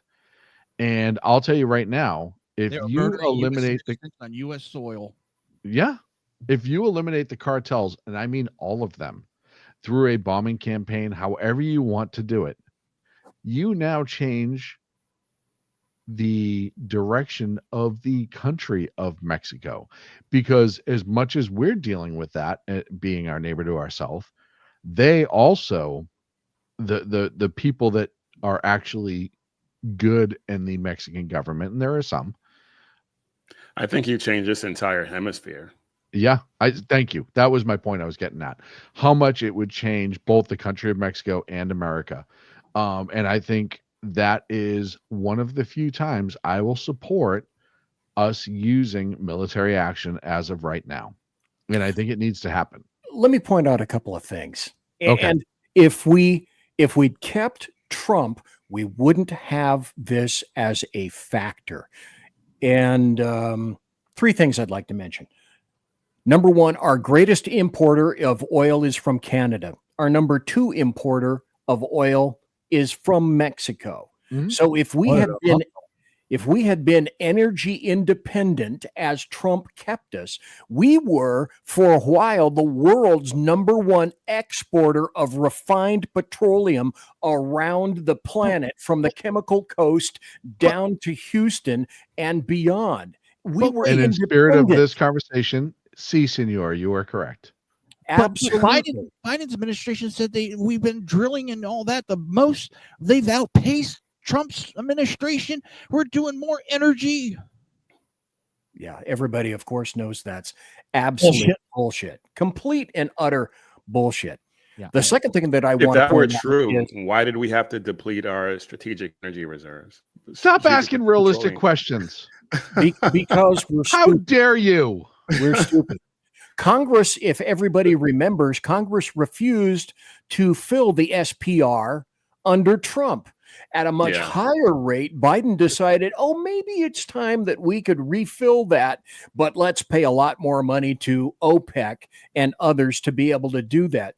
The other part of that is, well, can you tell me with assurance that Scheinbaum isn't owned by the cartels? The cartels routinely kill politicians, journalists, cops, judges, the military. That country is ruled by the cartels. Ruled by the cartels. Refute that. Anyone. I agree with you. There's no refuting that. There's no pushback on that.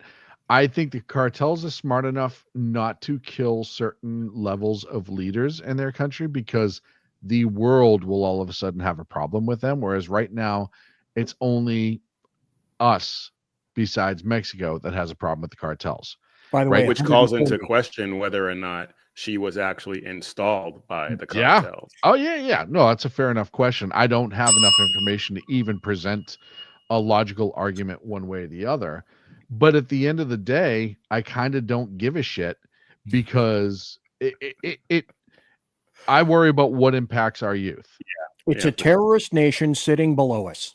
Yeah, it is. It's ruled by terrorists. Look, and I really don't understand why people had such a problem designating the cartels as terrorist organizations. I don't know. I make it make sense.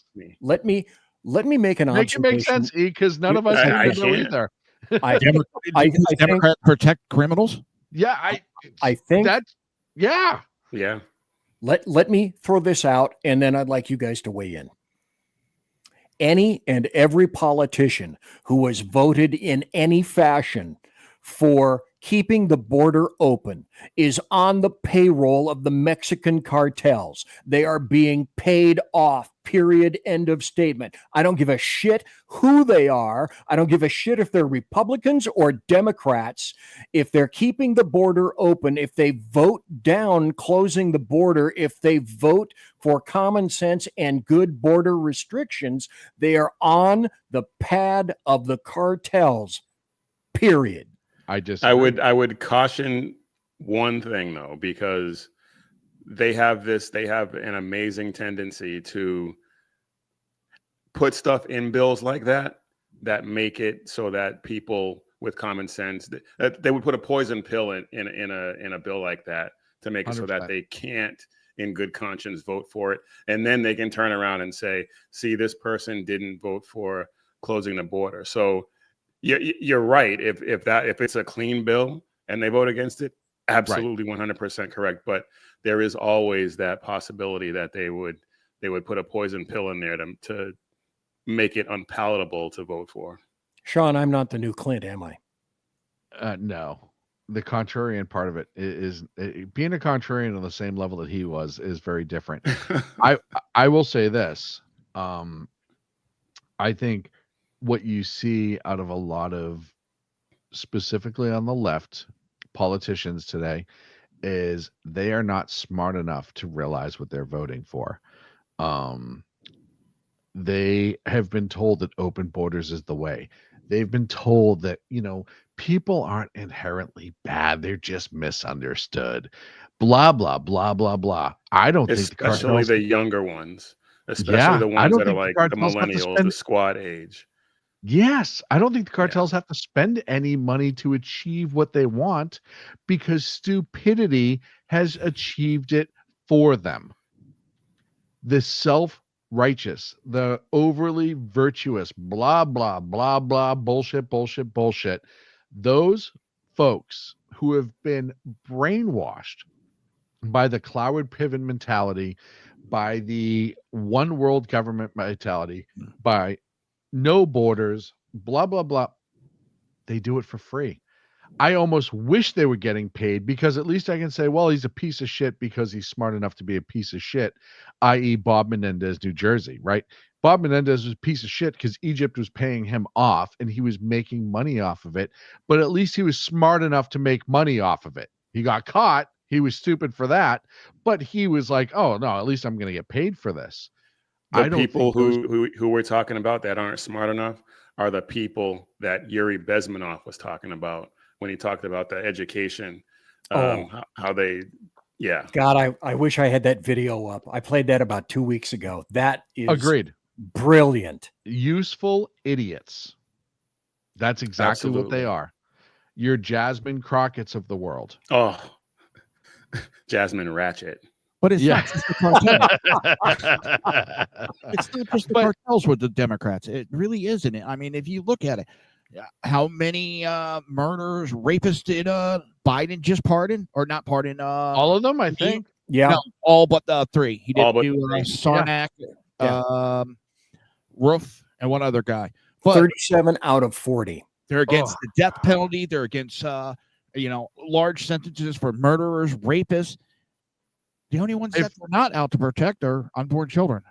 But everybody else, if you're a criminal, and if you look at every time we have one of these protests and BLM gets involved because some black man dies, it's always a criminal. They don't go out and protest the 13-year-old black girl that just got mowed down by a gangbang shooting that they should be going out there and protesting for and trying to stop. It's not politically sexy. I know, but they want to protect the goddamn criminals all the time. Agreed. And it pisses me off. I'll tell you right now, Joe, this is going to be list one, number 1,000 on the list of reasons why I could not be electable.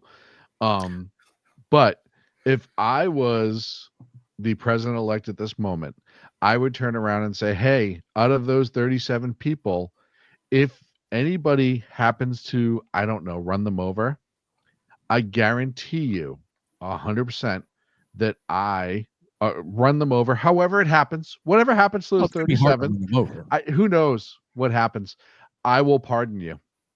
Well, there's still, I'll tell you now, if any of those 37 got taken out, if I was the president-elect, I would say if something were to happen to any one of those 37 who Biden pardoned, the person who is responsible for whatever happens to them, I promise a pardon up front now.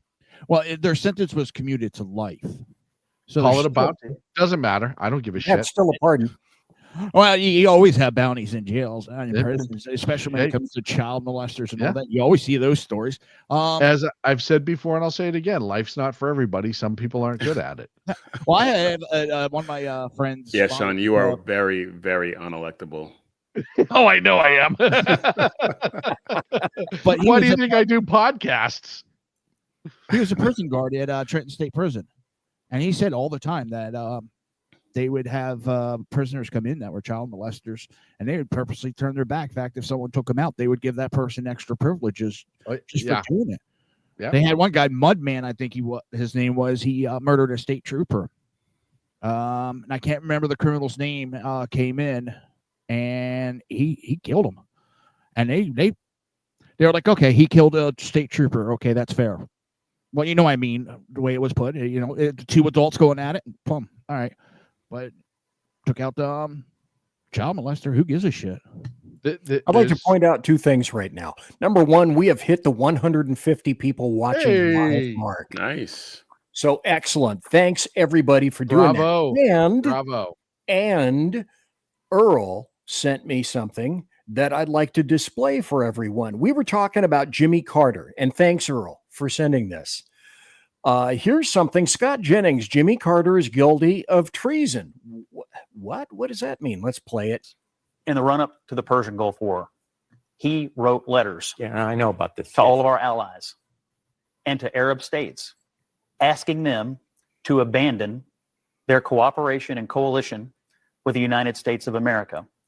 If it's not treasonous, it's borderline treasonous. And so I hear what you're saying about the humanitarianism, but when you're an ex-president and you have served in that office, I think you have a duty to the United States and only to the United States. And when he did that and other instances, to me, it showed that he cared more about his own legacy than he did about the country. And I think that is wrong.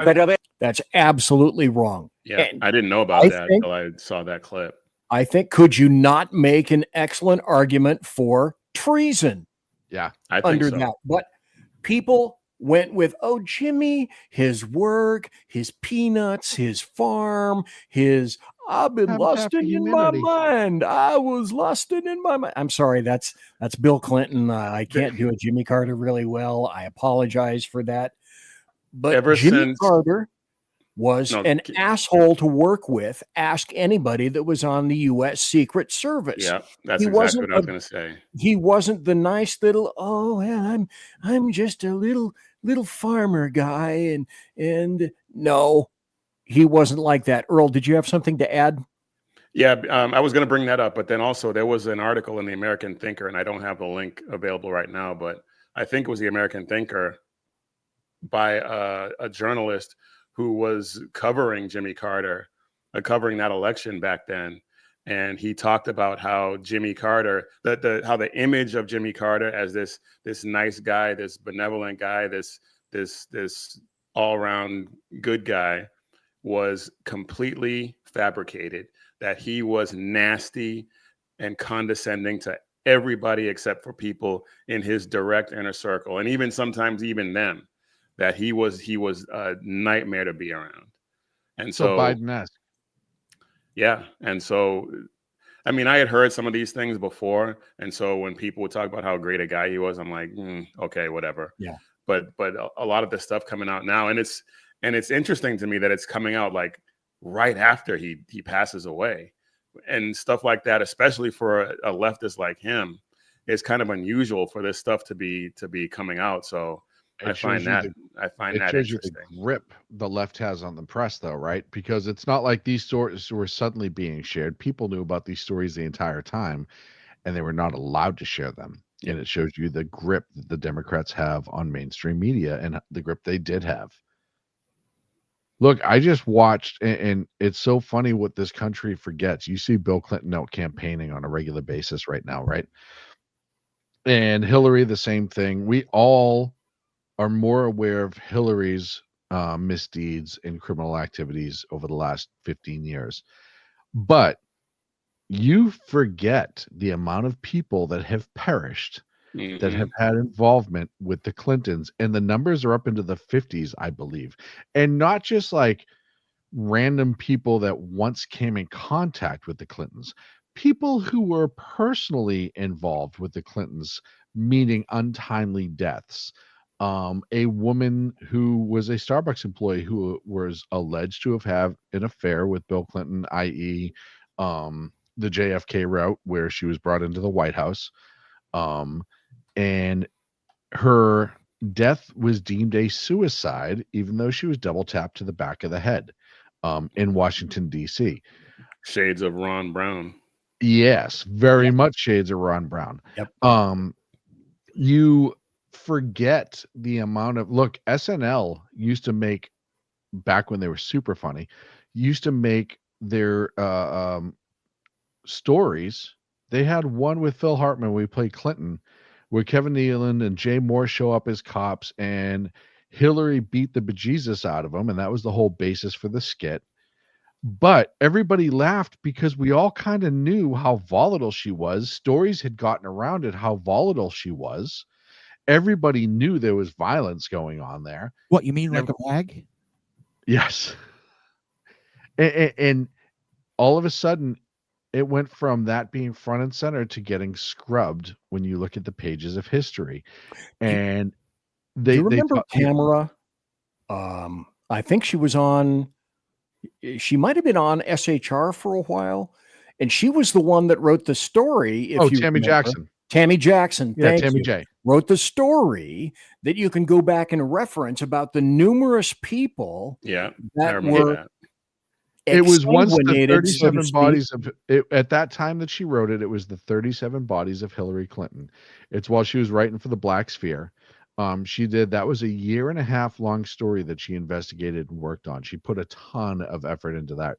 And Great that's what it was. With verification. Yes, very much so. By the way, we're at 157 right now. We're not that far from hitting 160, and we got 10 more minutes before 10 o'clock Pacific, before midnight Central, and before 1 a.m. Eastern. Jersey Joe, comma. How many of those in the articles were anonymous? But they weren't. No, I'm saying how many were, because that's all you hear nowadays is anonymous person told me. Yes, agreed. There's way too much anonymous sourcing that's put out in the press right now.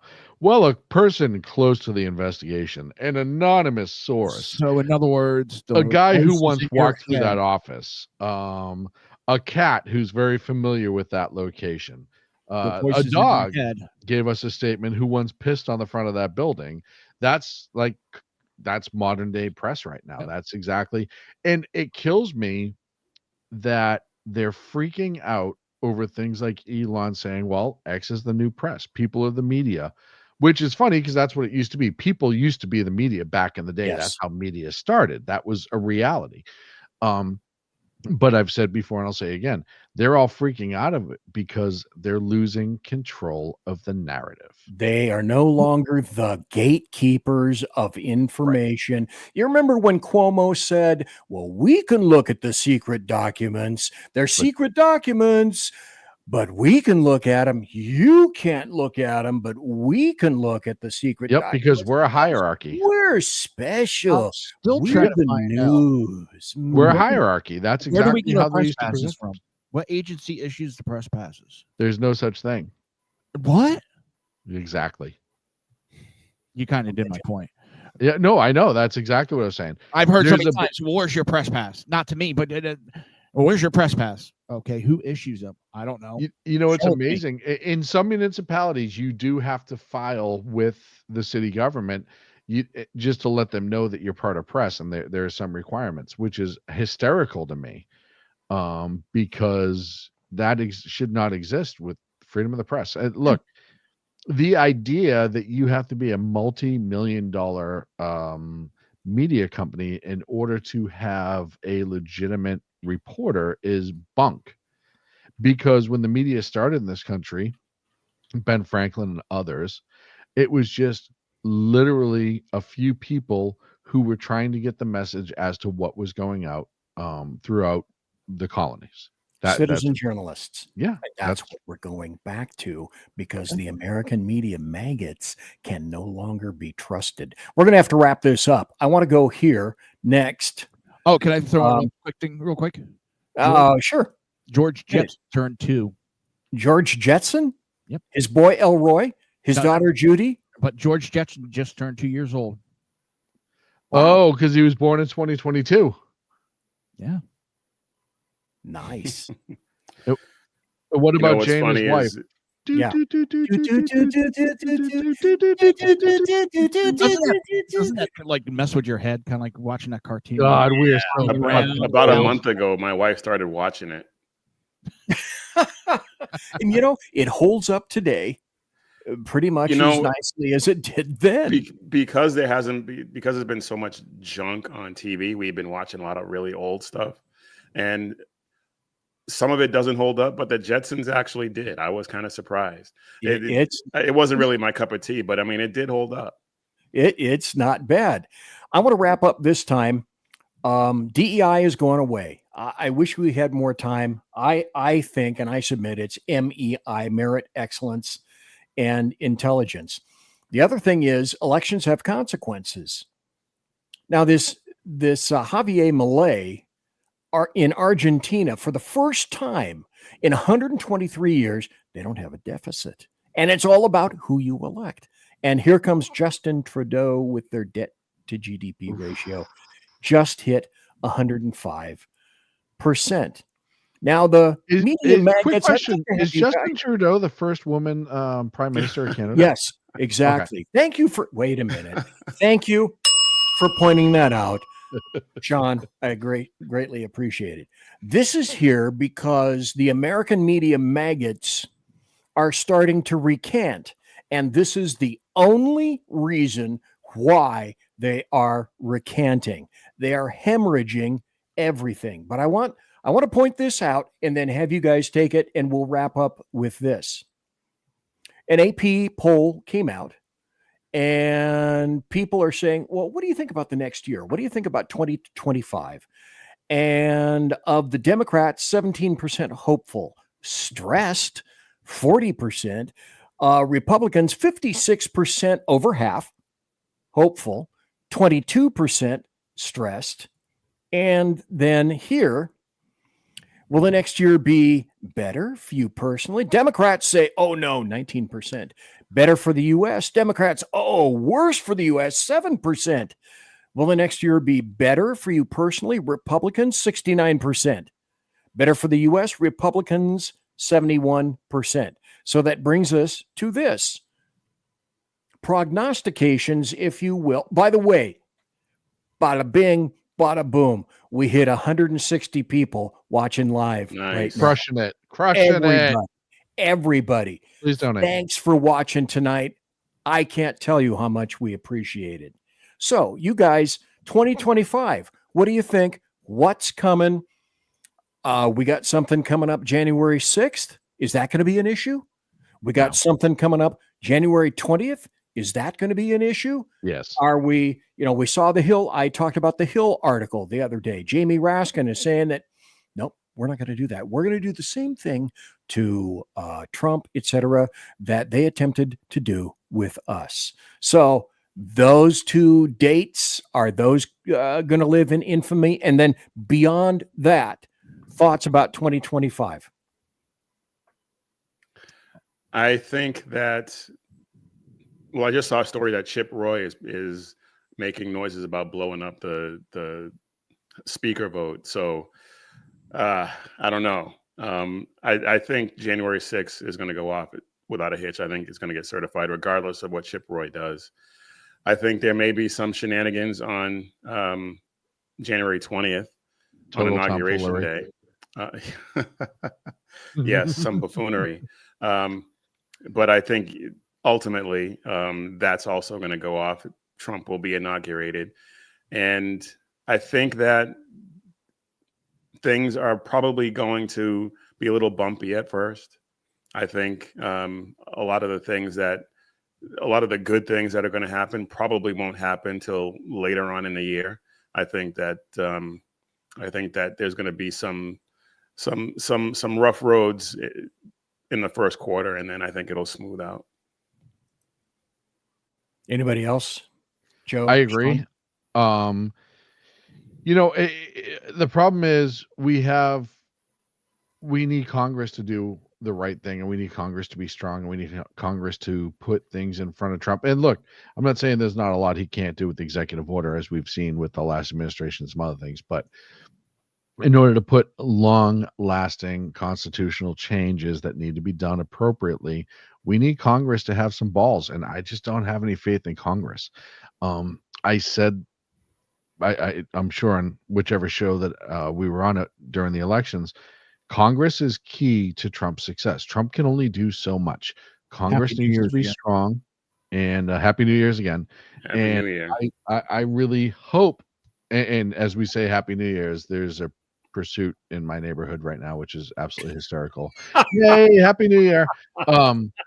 But having a strong Congress is what needs to happen, and I just don't have any faith in Congress right now. That's my biggest problem.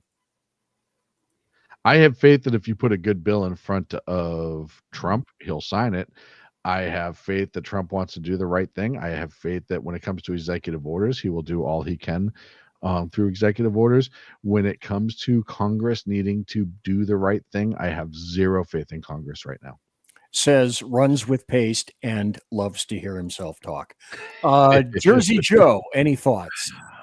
Well, I don't think it's going to be bad as Trump's first No. time around. They Absolutely. don't have the support that they did back then. Yep. But the problem we have, I love seeing that we have control of all three. But the problem with the Republicans is everyone thinks they're smarter than the other one, and their idea is the only good idea. And to hell with everybody else. We have too much infighting and too many chiefs and not enough Indians. I've been saying for a long time, even before Trump, that the Republicans need to take a lesson from the Democrats in terms of the way they coalesce around an agenda. Yeah. It doesn't mean they have to blindly follow. Yeah. And I'm all for healthy debate and stuff like that. But then once the agenda is set, then they need to all be on the same page. Just like they need to stop Democrats trying to do. get 5 minutes of fame. Yep. And they need to stop trying to get their sound bites, and they need to stop trying to do all that bullshit that elected officials do now, where it's, I'm going to say this one thing so I get my claim to fame and I get my 15 minutes on all the big networks about why I said or chose to do this one thing. And you need to put the country first and not your PR schemes. Which is why I really hope that Chip Roy doesn't do what he said he's going to do, and it'll be that'll be it. Chip Roy's already. I like Chip Roy. I think Chip Roy is a I do too. great representative. But if he does this, if he does throw a monkey wrench into those works, he's gonna suffer the consequences. Like I said with the Democrats, be careful with the door that you open, because other people, me and others, and Republicans and conservatives, you open that door and other people are going to walk in. So careful with the speakership. So let me ask you guys, and then we'll continue with 2025. With regard to the speakership, who's lining up, frothing at the mouth to be speaker besides Hakeem Jeffries? Anybody else lining up on the Republican or conservative side to be a new speaker? Johnson, take it away, anybody. Yeah, but they're not members of Congress. I am all for people laugh. I'm okay with Ramaswamy being speaker. Remember, they don't have to be a member of Congress. That they is do not correct. have to be. I do not trust him. I'm sorry. I do not. That's fine. And it's just, there's something. He hasn't been proven yet to you. But there's just something about him. He reminds me. No, you're right though. Let's just choose another Mike Lee then. Oh, Kevin McCarthy's out there. Let's pick him. Yeah. But I know. How about John Boehner? Boehner's around. Yeah. Hey, look, what's his name? I got the best one. Fox. I know he's on the board of Fox, but we could bring him back too. John Boehner has a great spray tan. I envy the guy that spray tans John Boehner. But the question was who's lining up for it, and I don't think anybody has really thrown their hat into the ring. These are all names. Nobody wants that job. Sound great, but I don't think anybody is lining up, except for, like you said, Hakeem Jeffries. I don't think anybody is lining up wanting that job right now. Right. Especially when they see how Mike Johnson is being treated. Insurrection Barbie. Not that he doesn't deserve a lot of what's coming his way, but at the same time, other people are like, yeah, I don't want that. Well, Insurrection Barbie, hold on, Shaun. Insurrection Barbie on Twitter said it best. We elected Trump. Trump has said that he wants Mike Johnson. He's the one. If it does not work out, he's the one that will take the political fallout from it. Yep. Yeah. We need to get behind it as a party and go forward. Mike Johnson hasn't been total bullshit. The problem is there's been a few times where Mike Johnson's needed to be strong that he's had no balls. And I agree. I agree 100%. But I think under a Trump administration, some things may change a little bit. Well, and I hope so. I hope you're right. No, nothing to back it up. Just maybe hopes and wishes. We don't know anything right now, right? I mean, we're still we haven't even gotten to January 20th yet. And for January 6th, I think there might be a little shenanigans that go on. Nah, I'm not worried about it. And Camille can't do anything because they changed the laws on the vice president. And that's the funny part. They're like, well, Camille, she needs not certified. She can't. You changed the law in 2020. Yeah, dumbass. Imagine that. Just like I said, you shit sticks decide that you're going to go ahead. See that door over there? Let's open that motherfucker right here. And then everybody else walks through, and then you're why aren't we still shocked, in the court? Shocked that people take advantage of that, filibuster. Why aren't we still talking about, doing the filibuster, Supreme Court? Why aren't we still talking about that? All of a sudden, they shut up when Trump won. They don't want that now. Yeah, they didn't think that through, did they? Imagine that. Do they ever? No. No, God, no. Thanks to, by the way, the NCX group for being here tonight. I appreciate that. And thanks to everybody. We are at 169. We are one person from hitting 170 people live. Give me one. Just give me one. Everybody that's out there right now. Just one Give us one person. Give us one more person so that we can say, all of us here on the SHR Media Group, we hit 170 people live watching us tonight. Because that's some cool beans right there. Especially on New Year's Eve. Yes. Yeah. It's when people you could be out, you could be slugging down the alcohol. Which I'm going to be. Yeah, ditto. I'll be getting on. Look, this is my first time in 25 years. I'm either not working or I don't have a child to be responsible. I was just going to say, not taking care of the kids, not being responsible for being an adult. There is a pub approximately 325 steps from my house. Oh, yeah, I know. It's actually 327 if we want to be balls accurate, but I thought that's hobbling. I was just rounding it up. Huh? I thought that would be hobbling. No, hobbling, it takes me a little while longer to get there than I'd like to admit, but the fact that I can walk there and stumble home later, it will be happening. Well, the cool thing is, right across the street from that place, and I mean right across the place, because Shaun and I went there as well as Clint. There's a liquor store right across the street. There is. I don't need liquor. Convenient. And I will tell you right now, because I, being the genius that I am, I put on a pot roast at 4 p.m. So at midnight, it will be ready. So when I'm done at the bar, I have food that will be on the keep warm. You need a pressure cooker. Defaults to keep warm. No, I like to take my time. Not everything needs to be. I'm going to tell you the same thing I tell my son. Not everything needs to happen right now. No. The pressure cooker, the meat comes out a lot. I have a pressure cooker. I use pressure cookers. This pot roast, I specifically set for an 8-hour cook. I know what I'm doing. I know what I'm about, son. I know. Right? You're a fat man like me. We know cooking. Exactly. If you want good food, you go to a fat man. Most people don't realize is I am a hell of a cook, and I've been doing it for a long time, and I am very, very good at it. So I have to agree with that. I remember that because Shaun has served that me first meals. rotisserie you bought on oh God, the Ronco rotisserie machine. I still have it. Actually, I don't. It still works. I had it up until like 4 years ago, and it was working just fine. Wow. That is a story for another night. As to, I know I've told that before on the air, but that's a great story. A Ronco rotisserie machine. Yes. Ronco. Same guy who made the pocket fisherman. All right, I'll tell the story really quick because I'll get it out of the way, and then I want to go drink. And real quick, Shaun, because I got to get going. Okay. You got to stop copying the meals that we do at my house, because the other night we did ramen, homemade ramen. That's what you did. Tonight, my wife did a pot roast too. That's what you're doing. I copied nothing, brother. It all. I want to ring this in right here. Here we go. 170. We hit it. Nailed We're it. about to go away. People got to do shit. So Happy New Year's. I'm out of here. Happy New Year. Happy New Year's, Joey. See ya. The Ronco rotisserie story. I'll tell it in 2 minutes. I had my roommate at the time, a guy named Tim, really good dude, really good friend of mine. He knows him. I came home from work one day, mid-afternoon. No, I think I woke up. Doesn't matter. And he goes, "Hey, there's a giant box on the front porch for you." And I was like, "That's weird. What am I getting?" This is back before Amazon, any of that. We're talking 2003, maybe 2002.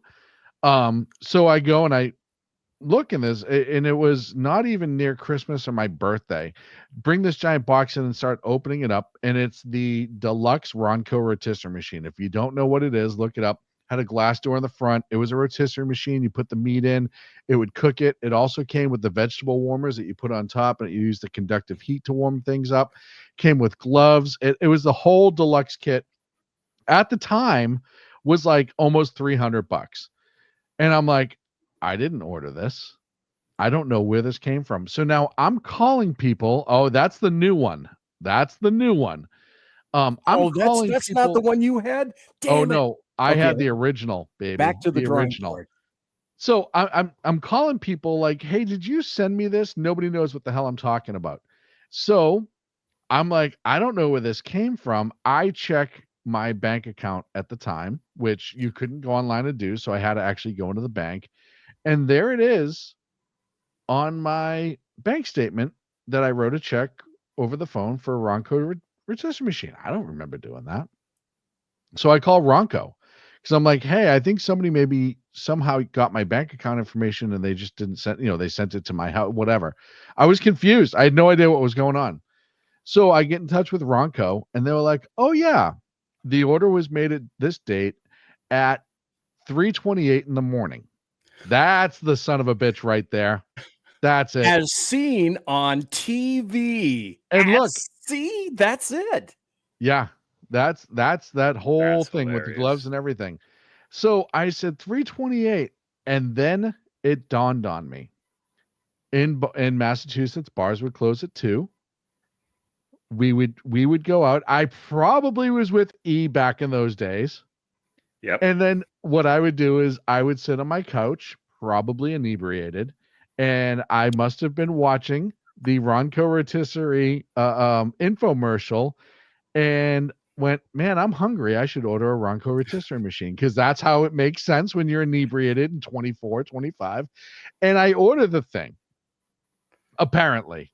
So that's how I ended up with the Ronco rotisserie machine. Now, I will tell you, and E knows this, the amount of times that I use the Ronco rotisserie, I got my money's worth out of that sumbitch. I will, up until 4 or 5 years ago, it existed, and I used it on a regular basis. So I got my money's worth, but I will fully admit that I ordered that thing absolutely shit-hammered.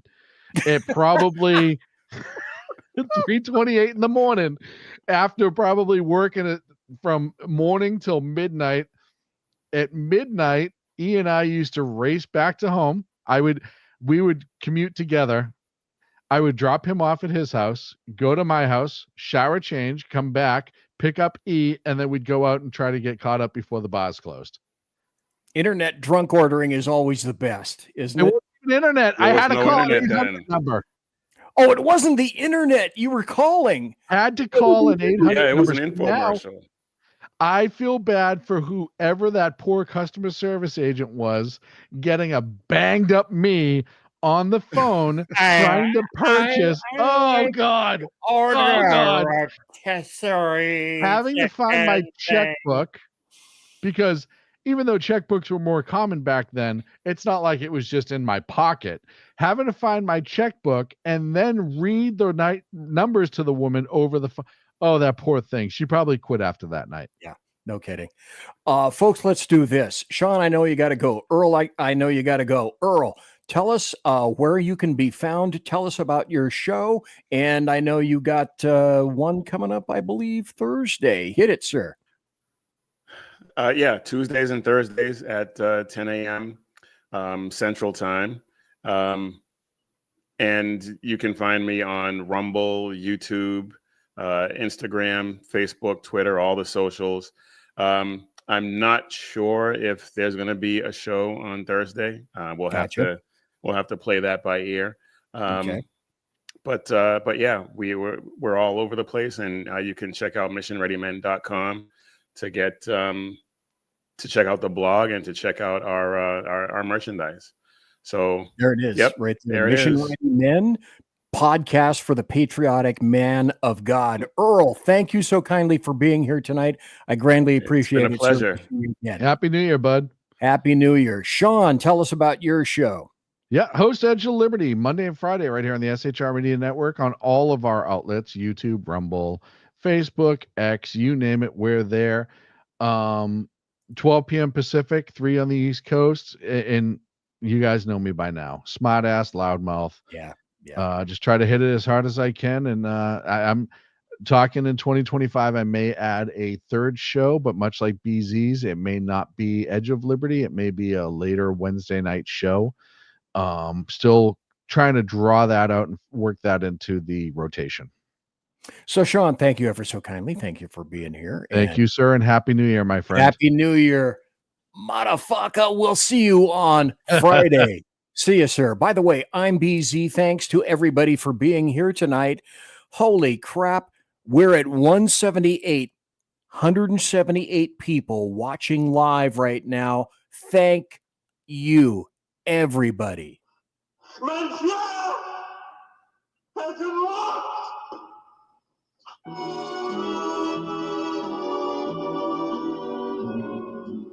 So, ladies and gentlemen, boys and girls, children of all ages, welcome to 2025 and Happy New Year. Remember, if you write checks like the old guy does, remember it is 2025, but nobody writes checks anymore, so clean your fish tank. So anyway, folks, thanks for being here. We almost hit 180 people watching tonight live. That is just damn awesome. That's incredible. I keep saying thank you, and I mean it. Sincerely, thank you. This is absolutely great. Folks, promotional consideration, as per normal, is by the Lockheed Martin Skunk Works, also by Shure and Electro Voice mics. Arrakis from my board, also Pratt & Whitney, dependable engines producing thrust you can trust, and thanks to my personal KC-135 Kettle One refueling team. It's the new year, 2025. You can be guaranteed that I'm going to be tossing down some potato water in the not too terribly distant future. Oh my God, it is 2025. Everybody, God bless. Take care. Be safe. Everybody quiet down now and get some sleep. Everybody. Good night, Mama. Night, Ben. Good night, everyone. Good night, Mama. Good night, Daddy. Good night, children. Good night, Daddy. Good night, Elizabeth. Good night, John Boy. Good night, Jim Bob. Good night, Jim Bob. Good night, Jim Bob. What's going on? I was asleep. What's everybody doing? Good night, Good night, Jim Jim Bob. Bob.